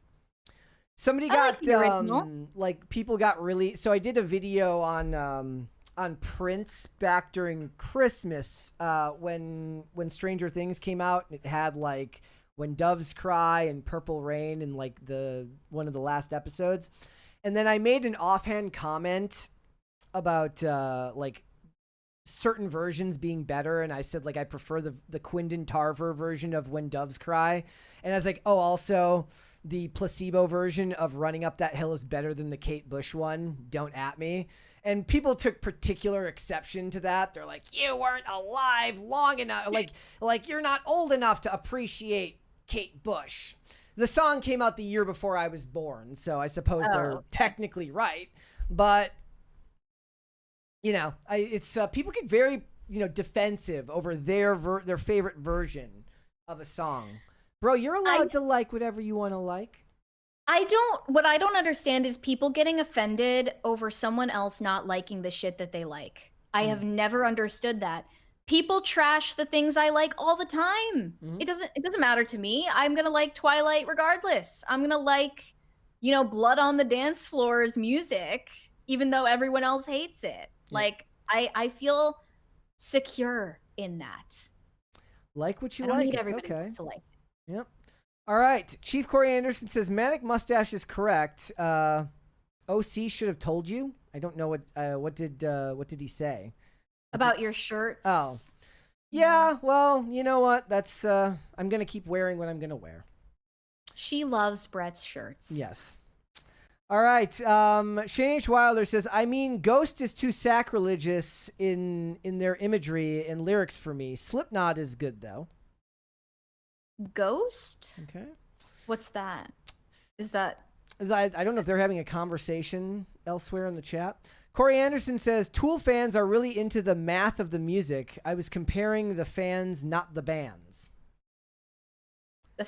So you're saying the average Sleep Token fan is like the average Tool fan? I don't know. Seems like that's what he's saying there. I think the average Sleep Token fan is a hick lib that probably self-diagnosed with autism and ARFID. I don't know. I've never done any research into the Sleep Token fandom, but we'll have to. Well, you don't have to, because I've already done the work and I'm delivering you the results of my research. Okay. All right. All right, guys. Before we go, would you hit the like button on this video and subscribe to the channel if you are new here and you've not subscribed here yet already? Please and thank you. Remember, guys, we will be off Thursday and Friday this week. I will be live tomorrow with Colonel Kurtz. It's going to be a lot of fun, so make sure you tune in for that show. Mary, where can they find you? You guys can send me validation on Instagram at Mary Archived, or you can send me hate on X. That is also Mary Archived. And help me get TikTok famous. That is also Mary Archived. Perfect. One more super chat here. Let me just double check Rumble. Make sure we're good over there. We are good over there. One more super chat here from Alejandro Reyes. Says, I'm used to people not liking the things I like or liking the things I don't. Everyone else other than me is wrong about everything anyways. See, everyone should have this mindset. Yeah, you'll be happier in the long run. Red Snow said, when does it stop being a neckline and become a vest? I'll draw a map for you one day about where that is. Because I actually do, like, I used to cut out, like, shirts and turn them into tank tops rather than having to buy a tank top. You could just discard an old shirt and turn it into a tank top. One more. Yep. My super chat would make more sense if you hadn't missed Corey's super chat about Ghost. Oh, LOL. Okay. You missed one? I didn't see that there, but I could have missed one. Let me scroll Unfortunately, back up I cannot look back for it, so I have no idea. Yeah, that's sorry. It's not showing up here. It's not showing up here because unless it was before his one about Coheed and Cambria. Oh yeah, it says Mary doesn't like Slipknot, but she does like Ghost. Okay, it was farther up back there. Sorry about that, Corey Anderson. Take my apologies. I don't know what that's. Is that a band? I have no idea what that is. Omega Red Fan says, I don't understand tribalism in bands. It's like human nature, man. It's like people who talk about Apple versus Android. It's weird and they're weird. Look, I'm just saying, go to Sleep Token social media and look at the comment section. It's a bunch of horny women who read romance novels and have a BMI north of 30. Okay. I'm just telling you the truth. This is the fan base. And if you're part of that fan base, you go ahead, like what you like. All right, just guys. know that's who it is. Okay. Guys, if you want to follow me, I am on Instagram and X at Brett Dasovic on both of those platforms. We are here 5 days a week, normally Monday through Friday, 3 p.m. Eastern Standard Time, which is, of course, noon Pacific, Amazon Music, Apple Podcasts, Pandora, and Spotify. If you'd like to listen rather than just watch the show, you can rate and review on Apple Podcasts and on Spotify, which is a great way to help the channel out. If you want to follow us on social media, we are on Twix at popculture_show, Facebook at Pop Culture Crisis, Instagram at Pop Culture Crisis Pod. Guys, we will be back with another episode tomorrow. We'll see y'all then. Bye, everybody.